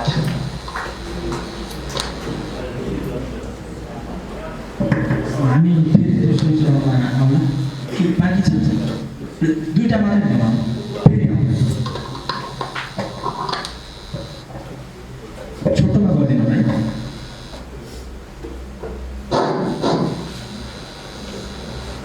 मेरो मेयर साहबलाई प्रश्न। मेरो नाम शिवप्रसाद गौतम। हामी सम्पूर्ण नेपालीहरू कृषक हौँ र राज्यले नै हाम्रो मुलुकलाई कृषि प्रधान देश भनेको छ र हामी जति यहाँ उपस्थित छौँ सबै कृषकले उत्पादन गरेको कपासबाट बनेका कपडाहरू लगाएका छौँ र कृषि नै अत्यन्त महत्त्वपूर्ण क्षेत्र हो हाम्रो लागि, पहिलो क्षेत्र हो र वालिङ नगरपालिकामा कृषकहरूलाई के कस्तो स्थान दिएको छ मैले यो जान्न खोजेँ र छोटोमा पोखरा महानगरको छोटो विचार राख्छु। यहाँ कृषि सञ्जाल, कृषि अनुदान भनेर धेरै कुराहरू बाहिर सुन्नमा आएका छन्, तर व्यवहारमा चाहिने यो राजनीतिक हिसाबले चाहिने आफ्नो मतदाता हुन् कि होइन, आफ्नो पार्टीको मान्छे हो कि होइन, त्यो जिम्मेवारीमा बस्नेहरूले त्यस किसिमले यहाँ मैले व्यवहार गरेको फिलिङ गरेको छु। यो पोखरा यसलाई पनि स्मार्ट सिटी बनाउने धारणा रहेको छ। वालिङ नगरपालिकामा के कस्तो व्यवस्था कृषकहरूको लागि भएको छ, अनुदान कसरी बाँडिया छ, कृषकहरूले कति राहत पाएका छन्, यो कुरो जान्न पाएमा त्यहाँको विषय यहाँ यत्रो कार्यक्रममा राखेर धेरै साथीहरूले जान्नुभयो। मैले पनि त्यो हाम्रो महानगरपालिकामा अलिअलि घचघच्याउने अवसर पाउँछु कि भन्ने हिसाबले मेरो जिज्ञासा राखेँ। जिज्ञासा राख्ने अनुमति पाएकोमा धन्यवाद ज्ञापन गर्छु। आयोगलाई नै धन्यवाद ज्ञापन गर्दछु र आफ्नो भनाइ यही राख्दछु। धन्यवाद। हेलो, मेरो प्रश्न चाहिँ दुवैजनालाई छ। हुन म भर्खर आउँदैछु। मेरो नाम आरोग्य मोहन काफले, म एकजना बाल अभियन्ता पनि हुँ र अलिकति म फरक टर्मिनोलोजी प्रयोग गर्छु अहिलेको तत्कालको लागि। मेरो चाहिँ बालबालिकाको क्षेत्र सम्बन्धी विशेष चासो रहन्छ र स्मार्ट सिटीमा पनि बालमैत्री स्मार्ट सिटीको चाहिँ मैले अवधारणा आजभन्दा ठिक 1 वर्ष अगाडि जब पोखरा महानगरपालिकाको आर्थिक वर्ष 2075-76 को योजना तर्जुमा हुँदै थियो, त्यस क्रममा चाहिँ मैले अलिकति रिसर्च गर्ने सन्दर्भमा भारतको ओडिसा प्रदेशमा रहेको भुवनेश्वर नगरपालिकाले त्यो किसिमको अवधारणा अवलम्बन गरेको रहेछ र मेरो वालिङ नगरपालिकाको मेयर साहबसँग त भेट भएको थिएन। किशोर थापा सरसँग चाहिँ 1 वर्ष अगाडि एउटा अभियानको क्रममै भेट भएको थियो। उहाँले कतिको सम्झिनुहुन्छ र उहाँ पनि त्यतिखेर उहाँले अझ अनुभव सेयरिङ गर्दै हुनुहुन्थ्यो। म त बाल संरक्षणको क्षेत्रमा काम गरेको व्यक्ति। आज म अलिकति फरक अवधारणा लिएर आएको छु। बालमैत्री स्मार्ट सिटीको त्यो अवधारणालाई मैले पोखरा महानगरपालिकामा प्रयोग गर्नको लागि मैले आफूले व्यक्तिगत रूपमा विज्ञहरूसँग बसेर अब केही समय पछाडि प्रस्ताव पनि लाँदैछु केही महानगरपालिकाहरूमा र यसको बारेमा चाहिँ तपाईँहरूको धारणा के छ? मसँग अहिले यहाँ डकुमेन्ट पनि छ। अहिले पछि कार्यक्रम सकिए पछाडि तपाईँहरूसँग बसेर त्यो विषयमा छलफल पनि गरौँला। बालमैत्री स्मार्ट सिटीको बारेमा तपाईँहरूको धारणा के छ? मेरो दुवैजनालाई प्रश्न। मेरो केही मैले चाहिँ मेयर साहब र किशोर सरसँग चाहिँ त्यो मोडरेटमा आफै गर्दैछु भने चाहिँ केही प्रश्नहरू मेयर साहबलाई आएका थिए। हुन त धेरै जस्तो प्रश्न मेयर साहबलाई आएको छ। एउटा के सोच्नु भएको थियो भने वालिङ बजारको बिचबाट जाने राजमार्ग छ, यसले सिर्जना गरेको अस्तव्यस्ततालाई चाहिँ कसरी कम गर्ने प्लान छ भन्ने एउटा प्रश्न सोध्नु भएको थियो। अर्को प्रश्न चाहिँ यो हुन त तपाईँले आफ्नो मैले तपाईँको इन्टरभ्यू हेर्दाखेरि चाहिँ हाम्रो 2 वर्ष घटाउने प्लान छ, 2 वर्ष बनाउने प्लान छ र बाँकी 1 वर्ष चाहिँ हामी त्यो रिनोभेसन गर्छौँ भन्नुभएको थियो। तर यहाँ अर्को प्रश्न भएको छ। तर अहिले पनि धुलो धुवा अस्तव्यस्तै छ। यसको बारेमा पनि एउटा प्रश्न चाहिँ मेयर साझा गरिदिनु होला भन्नुभएको थियो। यो सबै प्रश्नहरूलाई समेटेर जवाफ दिनु होला।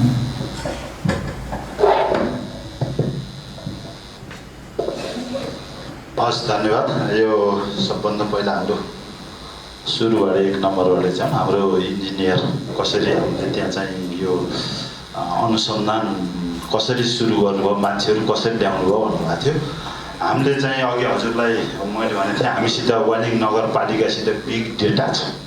हाउस होल्ड सर्वे गरेर हामीसित जस्तै एकछिनलाई मान्नुहोस्, म 9 कक्षामा पढ्दा धेरै वर्ष पहिला 9 कक्षामा पढ्दा मैले म्याथमेटिक्समा कति नम्बर ल्याएँ भनेर अघि मैले हेर्न सक्छु। त्यो किसिमको डेटा हामीसित छ। बिग डेटा भन्छ त्यसलाई। बिना डेटा प्लानिङ बन्दैन। यसलाई हामीले अत्यन्त पहिलो सरहरूबाटै हामीले यो गुरु मन्त्र लिएको हो।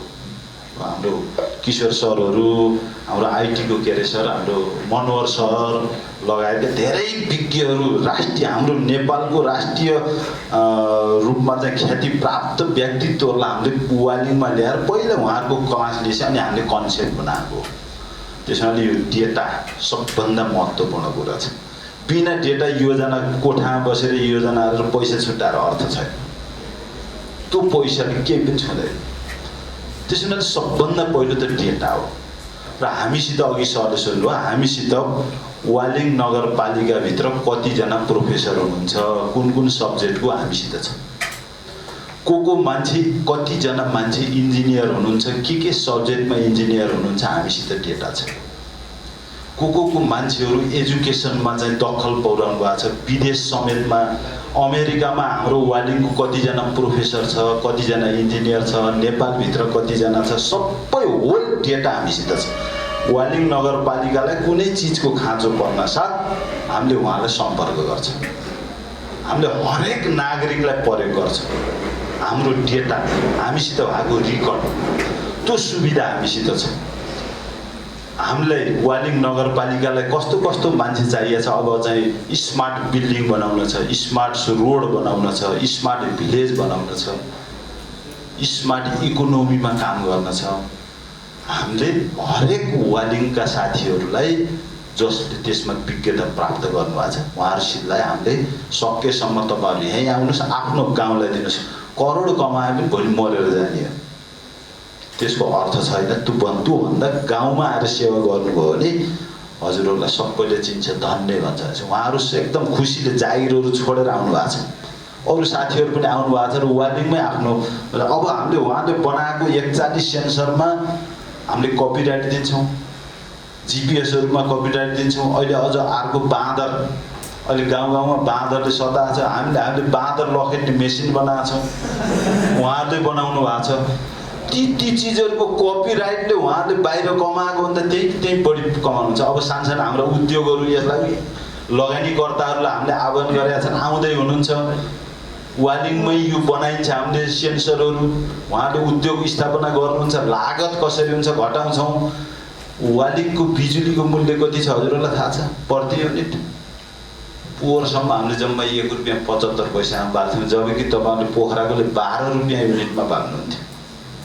अहिले त्यो यो चाहिँ हाम्रो प्राधिकरणले अघिल्लो साल चाहिँ प्राधिकरणले मच्चाएर सम रेट बनाएको थियो। फेरि आन्दोलन गरेर अहिले हामीले ₹5.50 पर युनिट हामीले बाल्छौँ। त्यही आँधी खोलाको बिजुली हो, सस्तो छ। ₹1.75 बेच्दाखेरि पनि त्यो कम्पनी भयङ्कर नाफामा थियो। हाम्रो किन नाफा गएन? अहिले कुलमान आएर यतिको भएको होला। यहाँ त जम्मै दलाल र त्यसलाई खाने त्यो भित्र अब अरू यहाँभन्दा बढी पनि नभनौँ, किनभने यो फेरि हाम्रो इटहरीको जस्तो भन्छ।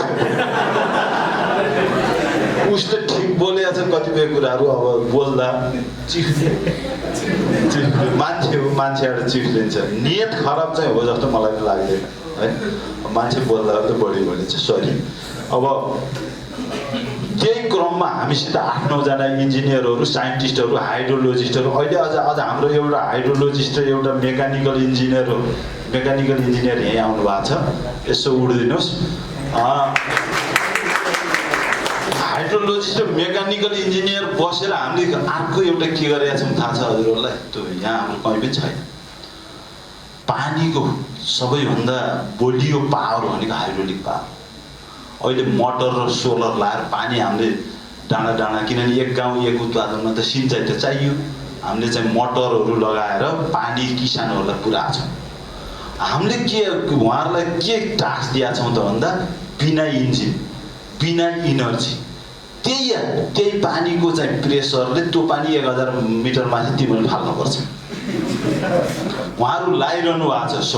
सम्भव छ भन्दा उहाँले सम्भव छ भनेको छ। बिना इनर्जी फाल्न सक्ने कुरा। त्यसैले इनोभेसन र डेभलप सँगसँगै जानुपर्छ। अमेरिका किन अगाडि गयो? युरोपियन मुलुक किन अगाडि गयो? इभेन चाइना किन अगाडि गयो? त्यहाँको युनिभर्सिटी र सरकार सँगसँगै गएको छ। युनिभर्सिटीले गरेका रिसर्चलाई सरकारले एप्लिकेसन गरेको छ। हाम्रो टियुमा कतिवटा रिसर्च छ सरकारलाई थाहा छ? पोखरालाई त ठुलो चान्स छ। यसले 1 रुपियाँ हामीले साथीहरूलाई बोलाउनु पर्छ। पोखरा युनिभर्सिटी छैन, पिएन क्याम्पस छ। त्यहाँको रिसर्चलाई पोखरा महानगरपालिकाले प्रयोग गरोस् त कहाँ पुग्छ यो? विकास रिसर्चसित रिलेटेड हुनुपर्छ, इनोभेसनसित रिलेटेड हुनुपर्छ र त्यो सही सदुपयोग हुन्छ र हामीले छलाङ मार्न सक्छौँ। म सरको प्रश्नमा यति बोलेँ। दोस्रो फोहोरको कुरा। फोहोर हामीसित फोहोर छैन सर, हामीसित स्रोत छ। प्लास्टिक हाम्रो पैसा हो, उहिने चिजहरू हाम्रो पैसा हो। लोभ लाग्छ यहाँ आउँदा, फालिदिएको देख्दा हामीलाई त्यो पैसो फालिदिएको छ। पोखरासित त स्ट्यान्डर्ड प्लास्टिक छ, जम्मै बिटिसे छन् यहाँ। बेलायतबाट आएको प्लास्टिक छ यहाँ। हामीसित त थर्ड क्लास प्लास्टिक छ। अहिले हामीले त्यसलाई चेन्ज गरेका छौँ, मोडल चेन्ज गरेर। योभन्दा पहिला हामीले बेच्थ्यौँ, बेचेर हामीले त्यहाँबाट आएको पैसाले विकास निर्माण हामीले बाटो बनाएका थियौँ, खनेका थियौँ। अहिले हामीले त्यसलाई चेन्ज गरेर कुइनीलाई मल पनि अलिकति आधुनिक तरिकाबाट मल बनाएका छौँ। यो गडेउलाहरू प्रयोग गरेका छौँ र स्तरीयता बनाएका छौँ। प्लास्टिकलाई हामीले अहिले अहमदाबादबाट मेसिन ल्याएर त्यसलाई हामीले धुलो बनाउँछौँ, सबै खालका प्लास्टिक। योभन्दा पहिला हामीलाई एउटा समस्या थियो, त्यो चाउचाउ र चक्लेटको प्लास्टिक बिग्थेन, त्यो पनि सँगै मिसाएर धुलो बनाएका छौँ र त्यसलाई हामीले अहिले स्टोर गरेका छौँ। अब हामी यो भदौ लाग्न साथ त्यो प्लास्टिक जति सबैलाई अलकत्रोमा चेन्ज गरेर हाम्रा ग्रामीण सडक जति सबै पिच गर्छौँ सर। अहिले हाम्रो त्यो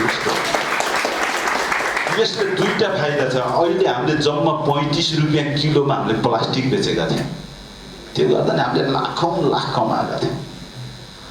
अहिले अलकत्रोको मूल्य 290 रुपियाँ छ।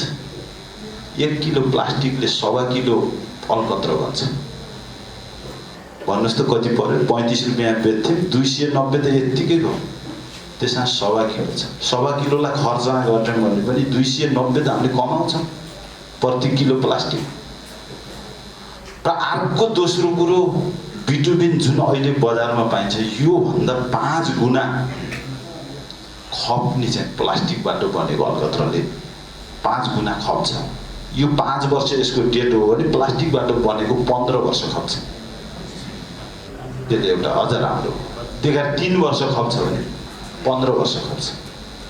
त्यसैले अहिले हामी त्यो उमा छौँ र यसले एउटा मिराकल हुन्छ सर। हाम्रो धेरै लगानी चाहिँ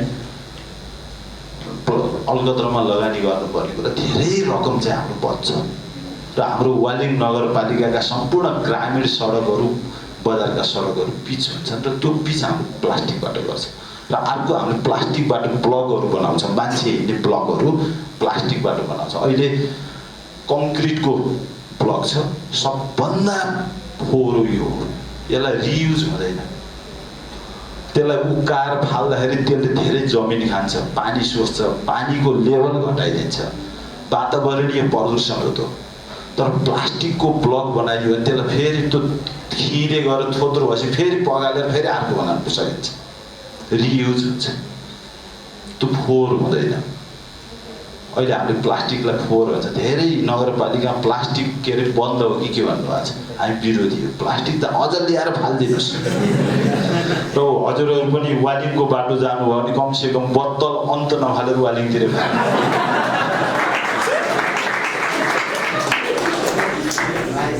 दोस्रो यो सरकार केन्द्र सरकार दृष्टिबाट यो छैन सर, यो सोच हो। अझै पनि सबभन्दा पहिला त हजुरले संविधान हेर्नुभएको छ, थ्याङ्क यू भेरी मच। र धेरै नगरपालिका र गाउँपालिकाले अहिलेसम्म संविधान पल्टाएर नि हेर्नुभएको छ। आफै सरकार हो यार। हजुरहरूलाई यसो 2 शब्द म बोल्न चाहन्छु। 3 तहको सरकार हो। योभन्दा पहिला 1 तहको सरकार थियो। हामी सबै निकाय थियौँ। अहिले पनि यसो 2-4 जना गाडो निकाय भन्ने शब्द फुत्कियो।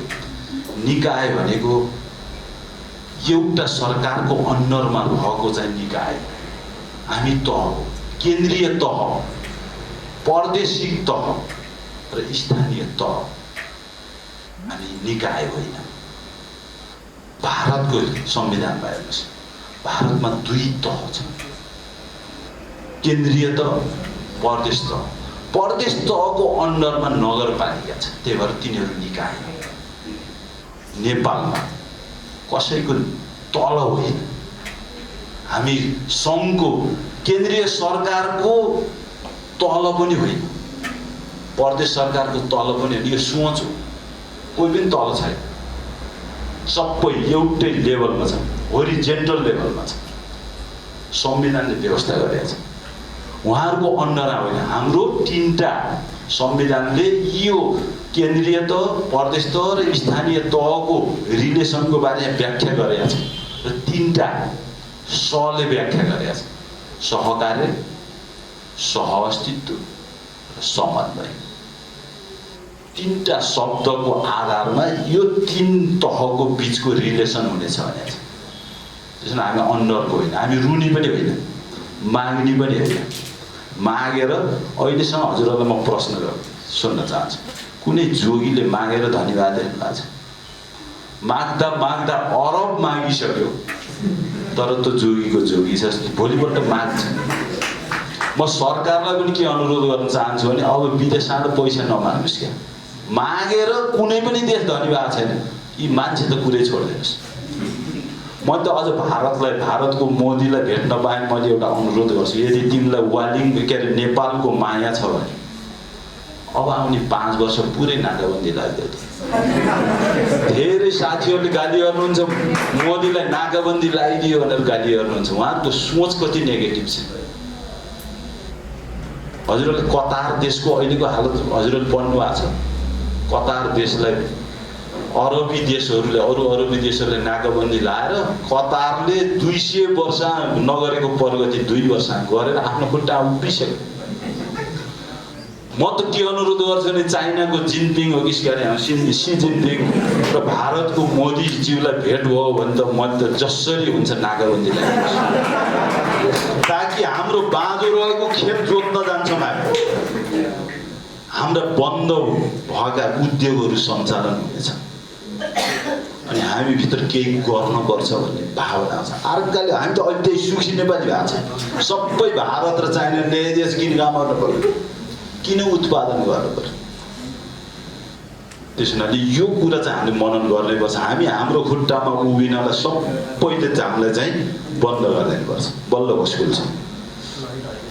त्यस हुनाले म केन्द्र सरकारले केही पनि रोकेको छैन, प्रदेशले पनि रोकेको छैन। हाम्रो हात खुट्टा आएर बाँधेको छैन। हामीसित जे साधन र स्रोत छ त्यसको अधिकतम उपयोग गऱ्यौँ भने हामीलाई पुग्छ। मलाई त्यस्तो लाग्छ। पोखराको फोहोरले, पोखरामा भएको जति पनि फोहोर छ त्यसलाई हामीले व्यवस्थापन गऱ्यौँ भने वर्षमा 6 महिनामा सबै सडक पिचर त्यो पैसा पाउँछ। धेरै ठेकेदारले र त उसले कमिसन खायो भने त पुग्दैन, तर वास्तविक काम गर्यो भने पुग्छ।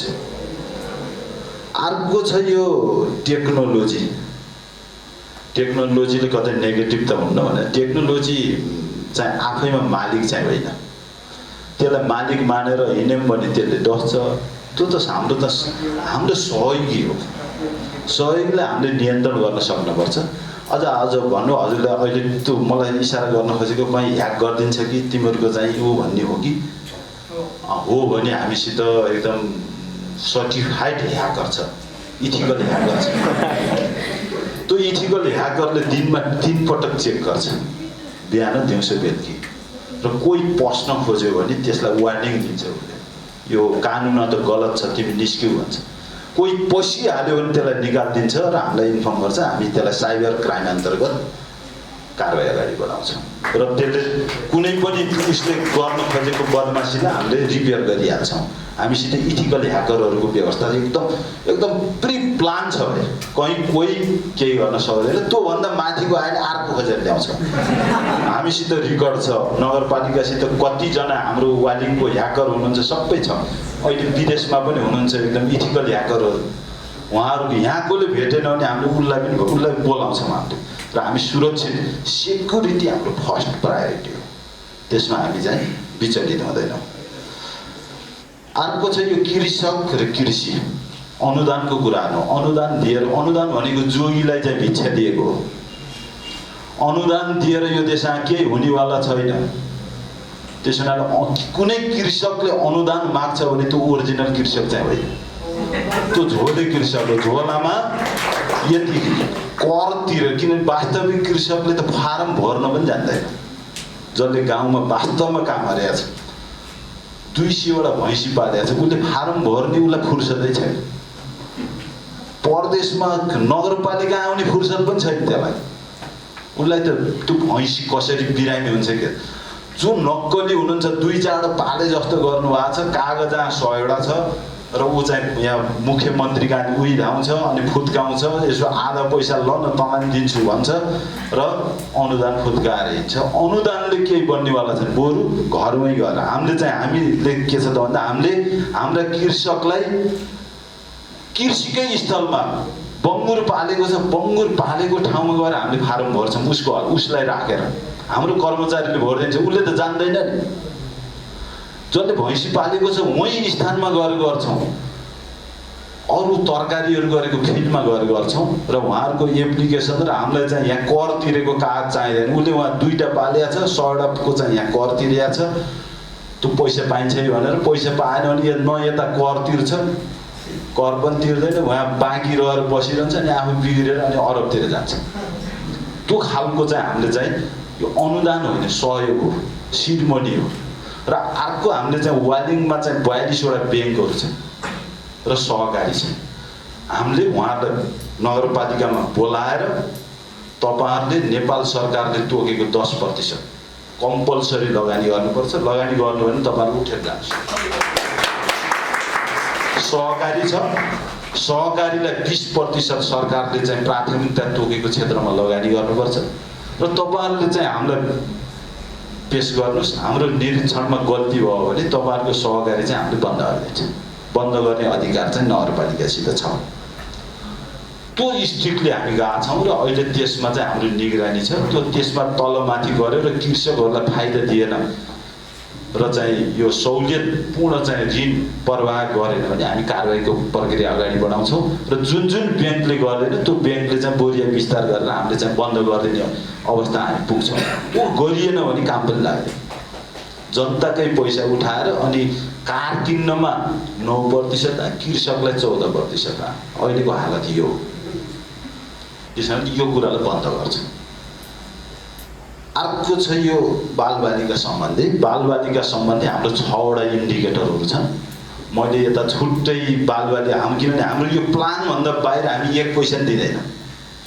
हाम्रो प्लानभित्र बालबालिका पर्छ, त्यसको 6वटा जति इन्डिकेटर छ। त्यो इन्डिकेटरलाई फुलफिल गर्न अगाडि बढिरहेको छ र हाम्रो जति पनि कामहरू छ 108वटा इन्डिकेटर र 30वटा कम्पोनेन्ट 4वटा पिल्लर भित्रै छ र त्योभन्दा बाहिर अर्को चाहिँ त्यो 30वटा कम्पोनेन्टभित्र हजुरहरूलाई थाहा छ नि एसडिजी सस्टेनेबल डेभलपमेन्ट गोल्स जुन 17वटा गोल्सहरू छन्, त्यो गोल्स पनि हाम्रो 30वटा कम्पोनेन्टभित्र पर्छ। त्यस हुनाले हामीले यसलाई समग्र रूपमा प्याकेजको रूपमा कम्प्रिहेन्सिभ प्लानले गभर्न गर्छ। त्यसैले यो छुट्टै कोही डेलिगेसन आएर पर्ने डेलिगेसन नआएर नपर्ने चाहिँ हुँदैन।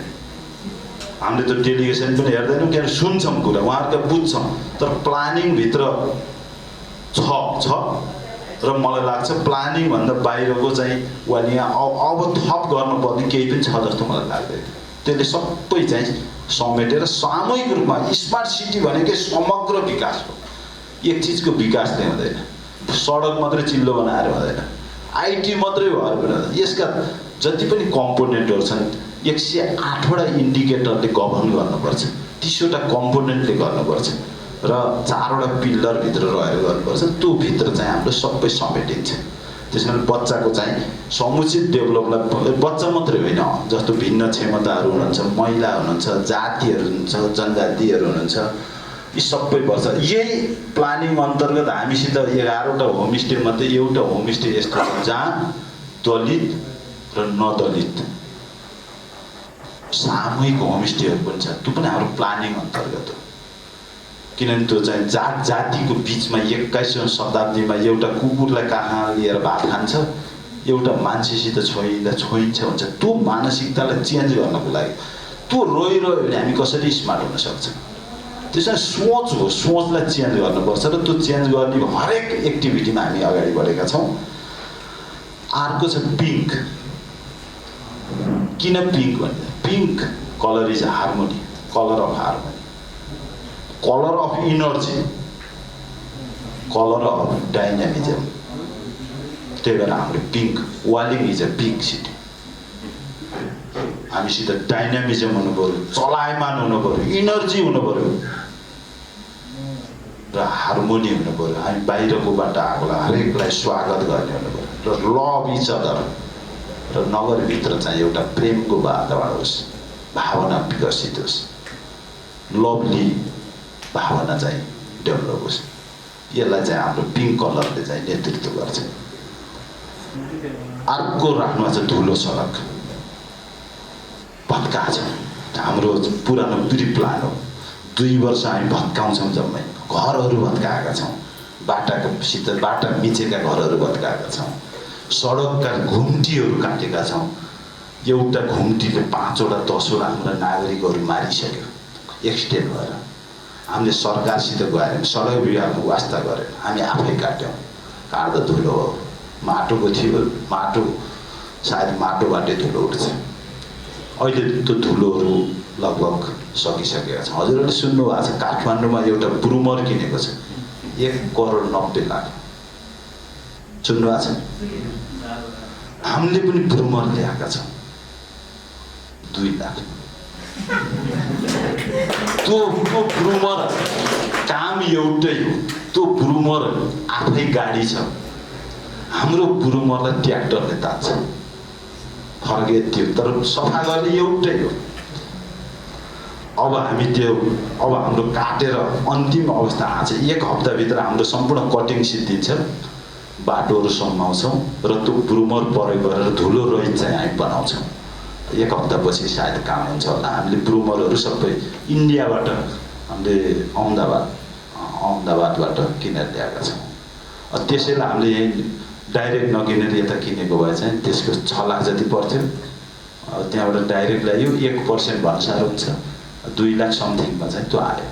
जनताको पैसा सकिन्छ भने सकेसम्म भन्सार तिरे पनि जाने त्यहीँ हो होइन। अब उसलाई दिनभन्दा हामी आफैले राखौँ भनेर यो चाहिँ हामीले अगाडि बढाएका छौँ।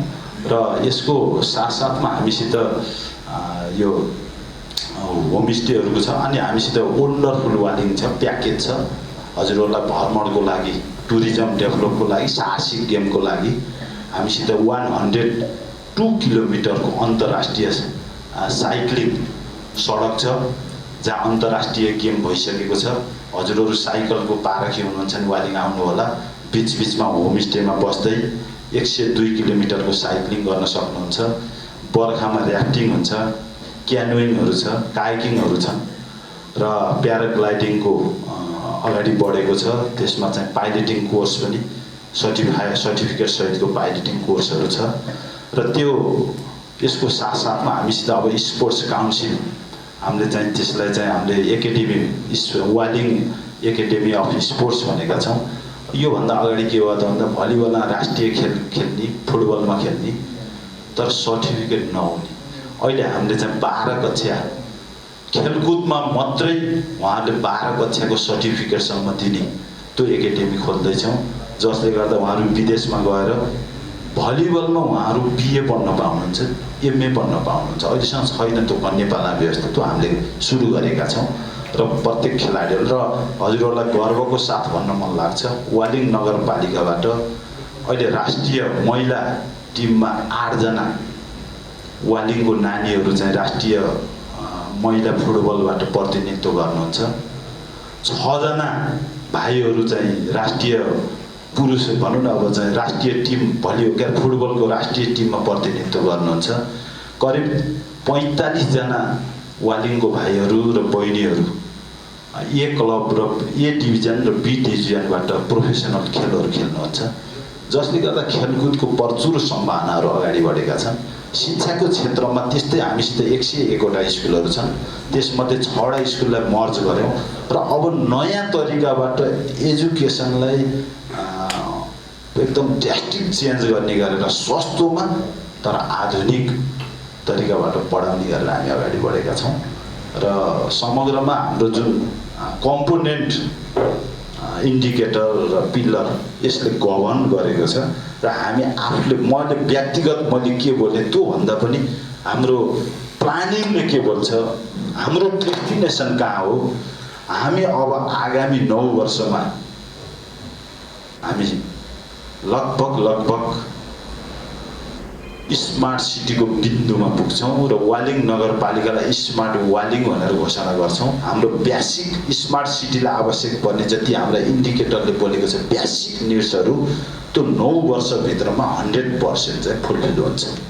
त्यो तरिकाबाट हामी अगाडि बढेका छौँ र विकास भन्ने कुरो त कहिल्यै रोकिँदैन, यो त निरन्तर चलिरहने हो। तर त्यसको लागि पूर्णी काम चाहिँ सम्पूर्ण रूपमा पूर्ण र त्यति अहिले पनि हाम्रो वालिङ नगरपालिकामा कामको हिसाबले 700 कतिवटा छ अरे स्थानीय सरकार, 753 मध्ये 410वटा चाहिँ वालिङ नगरपालिकामा भिजिट गरिसक्नु भएको छ।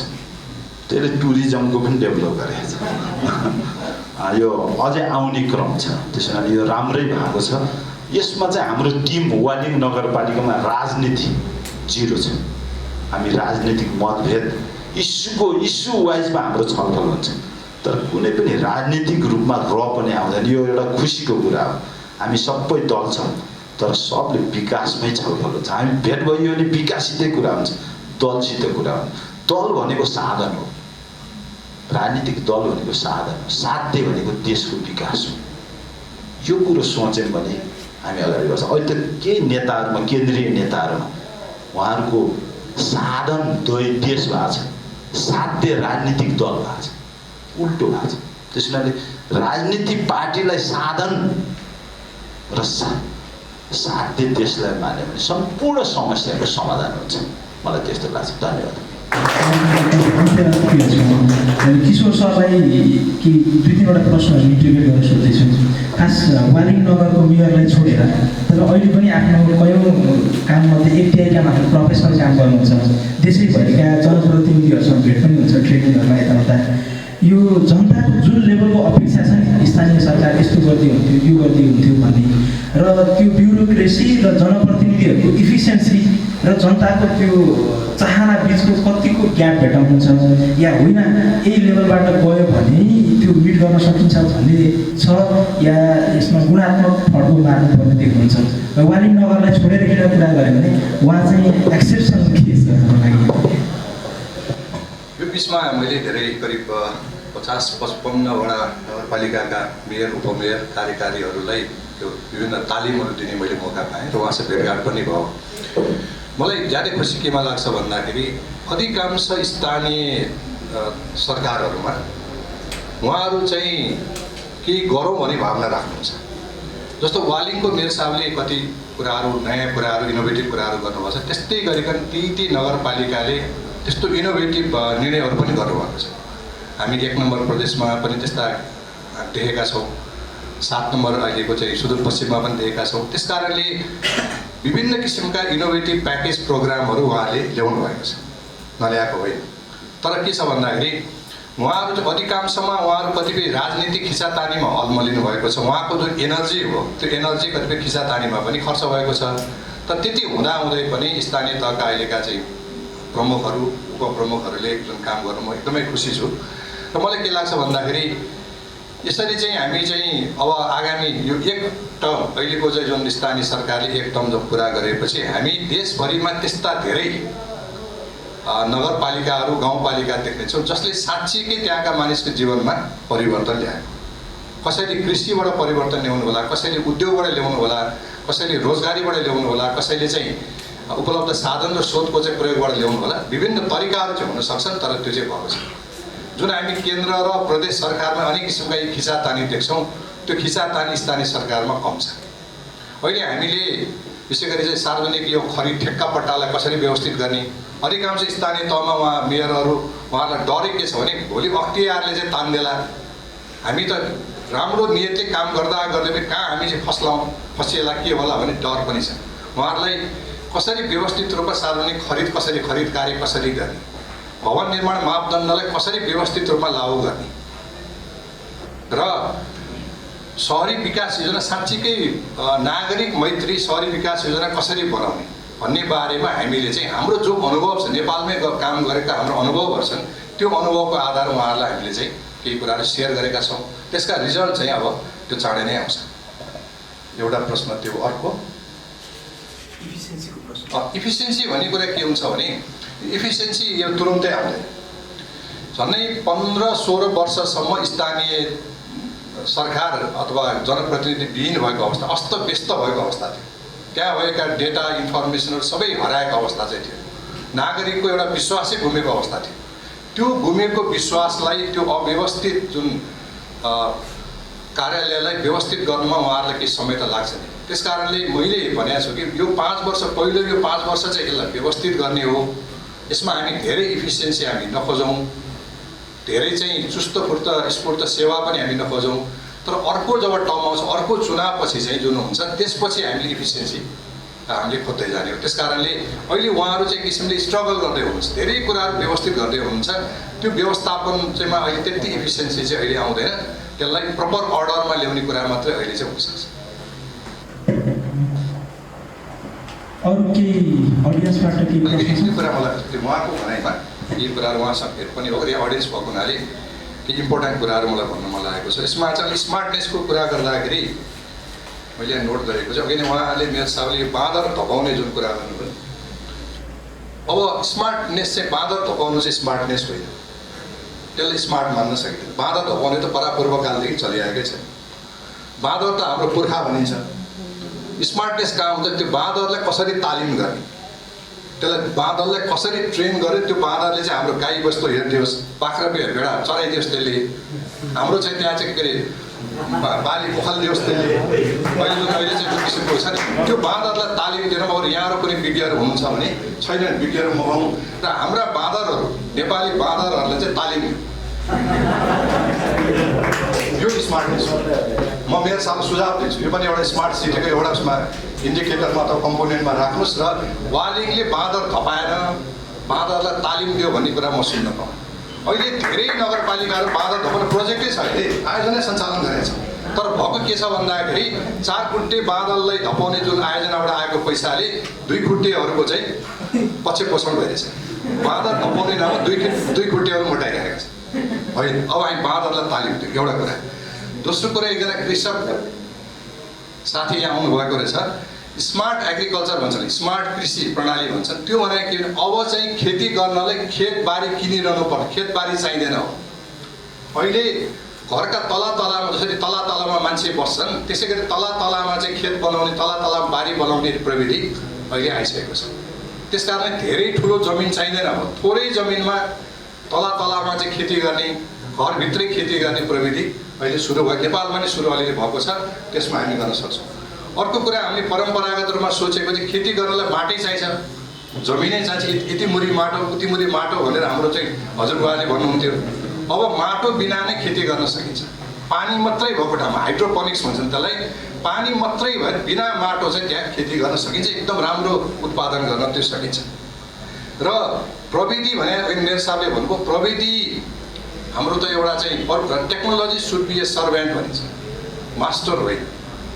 हामीहरू चाहिँ प्रविधिको नाममा धेरै यान्त्रिक मानव बन्ने पनि होइन। एउटा हाम्रो भनाइ छ नि, हामी जहाँसुकै जाउँ जेसुकै गरौँ यो मन त नेपाली हो भन्ने जुन भन्छ नि, हामी यो नेपाली मन छ, यो प्रविधिले यो नेपाली मनलाई चाहिँ मार्दिनु भएन, मार्नु हुँदैन।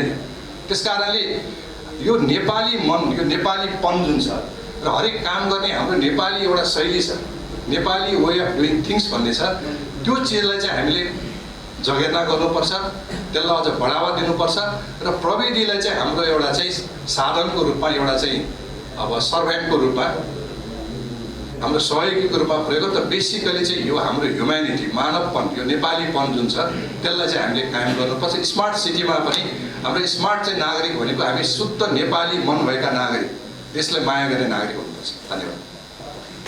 सर नमस्कार,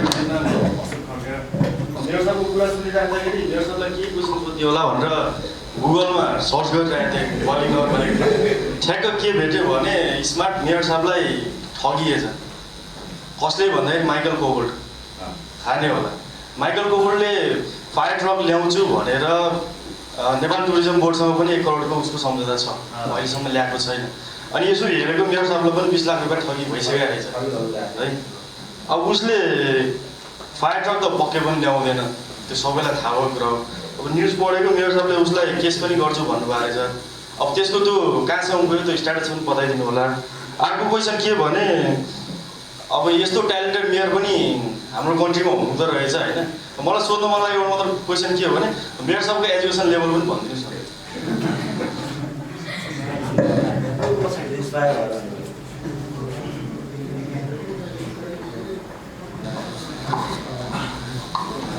नमस्ते, मेरो नाम चाहिँ प्रमोद पुस्ताको बस्छु। मेरो प्रश्न चाहिँ सर्वप्रथम त किशोर सरलाई सोध्न चाहन्छु।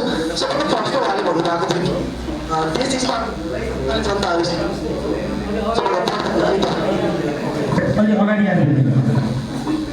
मेरो प्रश्न चाहिँ किशोर सरलाई है। कार्यक्रमको सुरुमा किशोर सरले भन्नुभएको थियो कि देश स्मार्ट हुनलाई जनता स्मार्ट हुनुपर्छ भनेर भन्नुभएको थियो। मेरो प्रश्न के रहेको छ भन्दा दिनमा 2 चाक टाढा नसक्नेहरू जो नेपाल पनि छ नि नेपालमा, उनीहरूलाई स्मार्ट बनाउन के कस्तो उपायहरू अप्नाउनु पर्ला। र दिलीप सर एकदम फ्यान भएको छु, हजुरलाई शुभकामना दिन चाहन्छु र धन्यवाद पनि दिन चाहन्छु। मेरो प्रश्न चाहिँ किशोर सरलाई चाहिँ 2 चाक खान नसक्नेहरूलाई कसरी स्मार्ट बनाउने तपाईँको योजना र अवधारणा।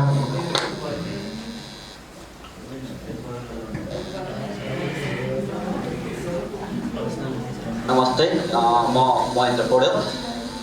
म एक डिजास्टर विद्यार्थी हो र हजुरले वालिङ नगरपालिकामा यो डिजास्टर सम्बन्धी स्मार्ट प्रविधि कसरी प्रयोग गर्नुहुन्छ यो बारे यति नै गरौँ प्रश्न। र मैले 2 जना अतिथिलाई आएको प्रश्नलाई एकदमै पोइन्टमा एकदमै छोटोमा गरौँ। हामी 10-10मा प्रोग्राम सक्ने भएछ, हामीसँग जम्मा 8 मिनट छ, मिलाएर बाँड्नु होला समय। हस्, धन्यवाद। माइकल कोबोल्ट जो यो वाच मेकर हुनुहुन्थ्यो, हामी पनि झुक्यौँ। कसरी झुक्यौँ भन्दा हाम्रो राजदूत, अमेरिकामा बस्ने राजदूतले हामीलाई पत्र लेख्नु भएको छ। नेपाल सरकारको टुरिज्म बोर्डले 1 करोड हामीले दिएको हुना, हामीले चाहिँ पेमेन्ट गरिसक्यौँ, तपाईँहरूले पनि सहयोग गर्नुहुन्न भनेर अनुरोध गर्नुभएको थियो। र हामीले करिब मर्सिडिज, हामीलाई हाम्रो वालिङ नगरपालिका एउटा मात्रै दमकल छ, हामीलाई एउटा थप अलिकति ठुलो स्केलको आवश्यक थियो। हामी खरिद गर्ने सल्लाह हुँदाहुँदै उहाँ आइपुग्नुभयो। त्यसपछि करिब 2 करोडमा खरिद गर्नुपर्नेलाई उहाँले 25 लाख भन्नुभयो। त्यसमा पनि केही हेर्न मिल्दैन भनेपछि 20मा चाहिँ हाम्रो बार्गेनिङ स्टप भयो। र त्यसपछि हामीले भुक्तानीको प्रक्रियामा अगाडि बढ्दा विराटनगर नगरपालिका, अरू पनि 4वटा नगरपालिका हुनुहुन्छ जो उहाँहरू आउन चाहनुभयो। अनि म आफैले काठमाडौँ पोस्टलाई फोन गरेर हामीले ठगे जस्तो भयो, अहिलेसम्म आएन, डेट गइसक्यो, यो भएको छ भनेर हामीले सक्कल डकुमेन्ट चाहिँ हामीले काठमाडौँ पोस्टको समथिङ लामासित हाम्रो कन्ट्याक्ट भयो भने मैले नै उपलब्ध गराएको, हामीले नगरपालिकाले उपलब्ध गराएर उहाँले बल्ल पत्रिकामा छाप्नु भएको। त्यसपछि यो हल्लाखोर अगाडि आयो अनि यो पर्यटन बोर्डले पनि आफ्नो सफाइ दिन थाल्यो। तर हामी यसमा कन्भिन्स के छैनौँ त भन्दा यो ठगी नै हो भन्नेमा चाहिँ हामी लागेका छौँ। त्यही भएर हामीले पुलिस केस गऱ्यौँ र यो चाहिँ पुलिस केस गर्दा हामीले यो प्रक्रिया त्यति बेला थाहा भएन, हामीले सिधै सिआइबीलाई उजुर गरेका थियौँ। सिआइबीले फेरि त्यो डकुमेन्ट फर्काएर पछि लोकल पुलिस स्टेसनबाट नै यो कार्य चाहिँ अगाडि बढाउन भनेर हामीले सजेसन आएको हुनाले फेरि हामीले लोकल वालिङकै वडा प्रहरी कार्यालयबाट सुरु गरेर अनि जिल्ला प्रहरी हुँदै अहिले केन्द्रको चाहिँ यो अपराध अनुसन्धानमा चाहिँ पुगेको छ र ऊ चाहिँ विदेशमा रहेको हुनाले वाच लिस्टमा छ। आउनासाथ आयो अथवा कुनै अन्य माध्यमबाट यो चाहिँ कारबाही अगाडि बढ्ने प्रक्रिया जाने कुरा चाहिँ म अनुरोध गर्न चाहन्छु। यो कुरा चाहिँ सत्य हो, पत्रिकामा आयो, त्यो पत्रिका आएको पनि हामीले दिएर हो। त्यहाँ मेरो नाम पनि उद्धृत गरेको छ। यो चाहिँ उहाँले बरु एउटा के गर्नुभयो भन्दा यो चाहिँ वालिङ नगरपालिकाद्वारा दिएको चाहिँ डकुमेन्ट्स अनुसार भनेर चाहिँ त्यो लेखिदिनु भएन। त्यो लेखिदिएको भए सबै कुरा क्लियर हुन्थ्यो। त्यो नलेखिकन व्यक्तिगत नाममा चाहिँ उहाँलाई सोद्धा यसो भन्नुभयो भन्ने भएको हुनाले त्यहाँ कतिपय कुराहरू थोरै भ्रमको जस्तो आएको छ र सम्पूर्ण डकुमेन्टहरू उसित सुरुदेखि अन्तिमसम्मका सम्पूर्ण डकुमेन्टहरू हामीले त्यहाँ छ। उहाँहरूलाई हामीलाई यो भारतीय फिल्म र यो बलिउड होइन अमेरिकाकोलाई के भन्छ हलिउडको हिरो अनि बलिउडको हिरोइनहरू समेत आउनु भएको थियो वालिङ नगरपालिका। हामी अलिकति बढी विश्वास भयो यो आवश्यकता हुँदा, किनभने हामीलाई त्यो लेभलको होला भनेर हामीले कल्पना पनि गरेका थिएनौँ। अब दोस्रोमा चाहिँ अर्को भाइले के भन्नुभएको थियो मेरो शिक्षा मेरो एजुकेसन चाहिँ म चाहिँ धर्मशास्त्र मेरो चाहिँ खास गरेर धर्मशास्त्रको बारेमा मेरो बढी रुचि हो र दर्शन जुन हाम्रो 6वटा दर्शन प्लस 3टा जुन 9वटा दर्शन छ त्यो दर्शनमा म दखल राख्छु र मेरो खास इन्ट्रेस्ट यो हो। र इतिहासमा चाहिँ म धेरै अहिले पिएचडी गर्नुभएको प्रोफेसर साथीहरूको म चाहिँ एउटा रिसोर्स पर्सन हो र म इतिहासमा चाहिँ लगभग नेपालको पुरै र यो संसारभरिकै इतिहासको चाहिँ एउटा स्रोत व्यक्तिको रूपमा मेरो अनौपचारिक एजुकेसन चाहिँ अनौपचारिक हो। म चाहिँ आफूलाई दखल राख्छु र मेरो पढाइ चाहिँ बिएससी हो। बिएससी चाहिँ म्याथ साइन्स केमिस्ट्री हो। अर्को साथीले के भन्नुभयो डिजास्टरलाई चाहिँ हामीले हरेक गाउँमा चाहिँ सबभन्दा पहिला त हाम्रो डिजास्टर चाहिँ नगर समिति छ।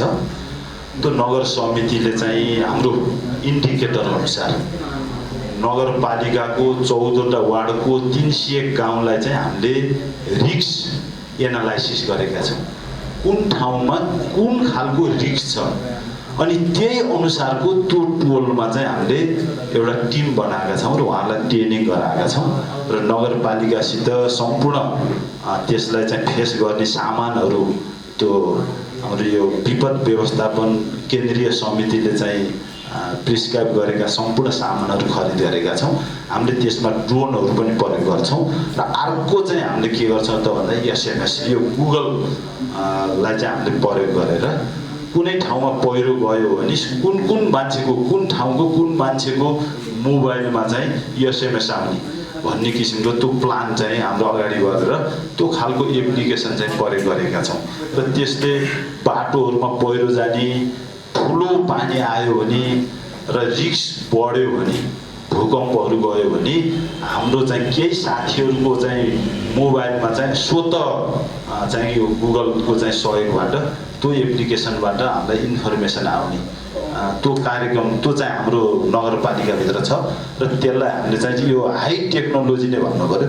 अहिलेसम्मको त्यो टेक्नोलोजी चाहिँ यो विपद व्यवस्थापनमा प्रयोग गरेका छौँ र यसलाई चाहिँ समष्टिगत रूपमा को कहाँ जाने कुन वार्डको चाहिँ टिम कुन ठाउँमा पुग्ने त्यो सम्पूर्ण व्यवस्थाहरू हाम्रो छ। हस्, धन्यवाद। यसमा एउटै प्रश्न आएको थियो मलाई, हाइवे हस्पिटल यो यसमा अनि अर्को चाहिँ हाम्रो विपदकोलाई चाहिँ के गरेका छौँ भने यो हाइवे हस्पिटल भनेर ठुलो एम्बुलेन्स चाहिँ हामीले चाहिँ त्यो के अरे निर्माण गरेर त्यहाँ डाक्टर सम्बन्धित सम्पूर्ण उयोहरू छ र त्योभित्र चाहिँ टोटल आइसियुमा आवश्यक पर्ने जति उपकरणहरू छ त्यो उपकरणहरू चाहिँ हामीले चाहिँ त्यहाँभित्र जडान गरेका छौँ र त्यसलाई चाहिँ हामीले जुनसुकै ठाउँमा पनि पुगेर अहिलेको एम्बुलेन्स चाहिँ क्यारी ट्रक जस्तो बोकेर लाने मात्रै हो, तर त्यो चाहिँ विथ हस्पिटल त्यही तुरुन्तै चाहिँ आइसियुको चाहिँ उपचार चाहिँ तत्काल चाहिँ फिल्डमै दिन सक्ने हेरेर गाडीहरूको चाहिँ एम्बुलेन्सको चाहिँ व्यवस्था गरेका छ। एकजना साथीले यो 2 छाक खान नसक्नेलाई कसरी स्मार्ट बनाउने जुन प्रश्न गर्नुभयो, म के भन्छु भन्दाखेरि 2 छाक पहिले 1 छाक मात्रै खाउँ, तर यस्तो खाना खाउँ त्यसले हाम्रो शरीरमा पुरा पोषण पुगोस्, 1 छाक खाएर पुगोस् र बाँकी समय उहाँले चाहिँ केही सिपहरू सिक्नु पर्यो, केही कुराहरू नयाँ कुराहरू सिप सिकेर त्यो सिपबाट अब अर्को चाहिँ कुनै नयाँ काम गरेर अनि 2 छाक खानेतर्फ चाहिँ आफू जानु पर्यो। यहाँ समस्या हाम्रो के भयो भने म खान पाइनँ भन्ने, तर खान पाउनको लागि गर्नुपर्ने जुन तयारी मेहनत चाहिँ नगर्ने। अधिकांश हामी नेपालीहरू चाहिँ सिप नभएका, दक्षता नभएका, डिग्री भएका, कागजको डिग्री बोकेका तर कुनै पनि स्किल नभएका यस्ता किसिमको जुन हाम्रो अहिले समाजमा धेरै त्यस्ता मान्छेहरूको बिग्रेको छ। अब हामी डिग्री होइन कि हामी स्किलमा विश्वास गरौँ। स्किल जेसुकै भए पनि त्यो बजारमा बिक्छ, स्किलको बजार हुन्छ, डिग्रीको बजार छैन। त्यस कारणले आफूलाई मनपर्ने जेसुकै स्किल हो त्यो स्किल सिकौँ र त्यो स्किलबाट प्रयोग गरेर हामीले आफ्नो जीविकोपार्जन गरौँ। धन्यवाद। मैले सबैलाई सरहरू आउनुभयो यो प्रोग्राम सबै जो सहभागीहरूलाई धेरै धन्यवाद दिन्छु। यो कार्यक्रम एकदम फ्रुटफुल हो, विभिन्न तहबाट हाम्रो गुरु नै हो सर, थापा सर। उहाँले चाहिँ जुन बाँदरलाई नलखोस् अब तालिम दिए भन्नु छ त्योतर्फ हामी चाहिँ जरुर सोच्छौँ।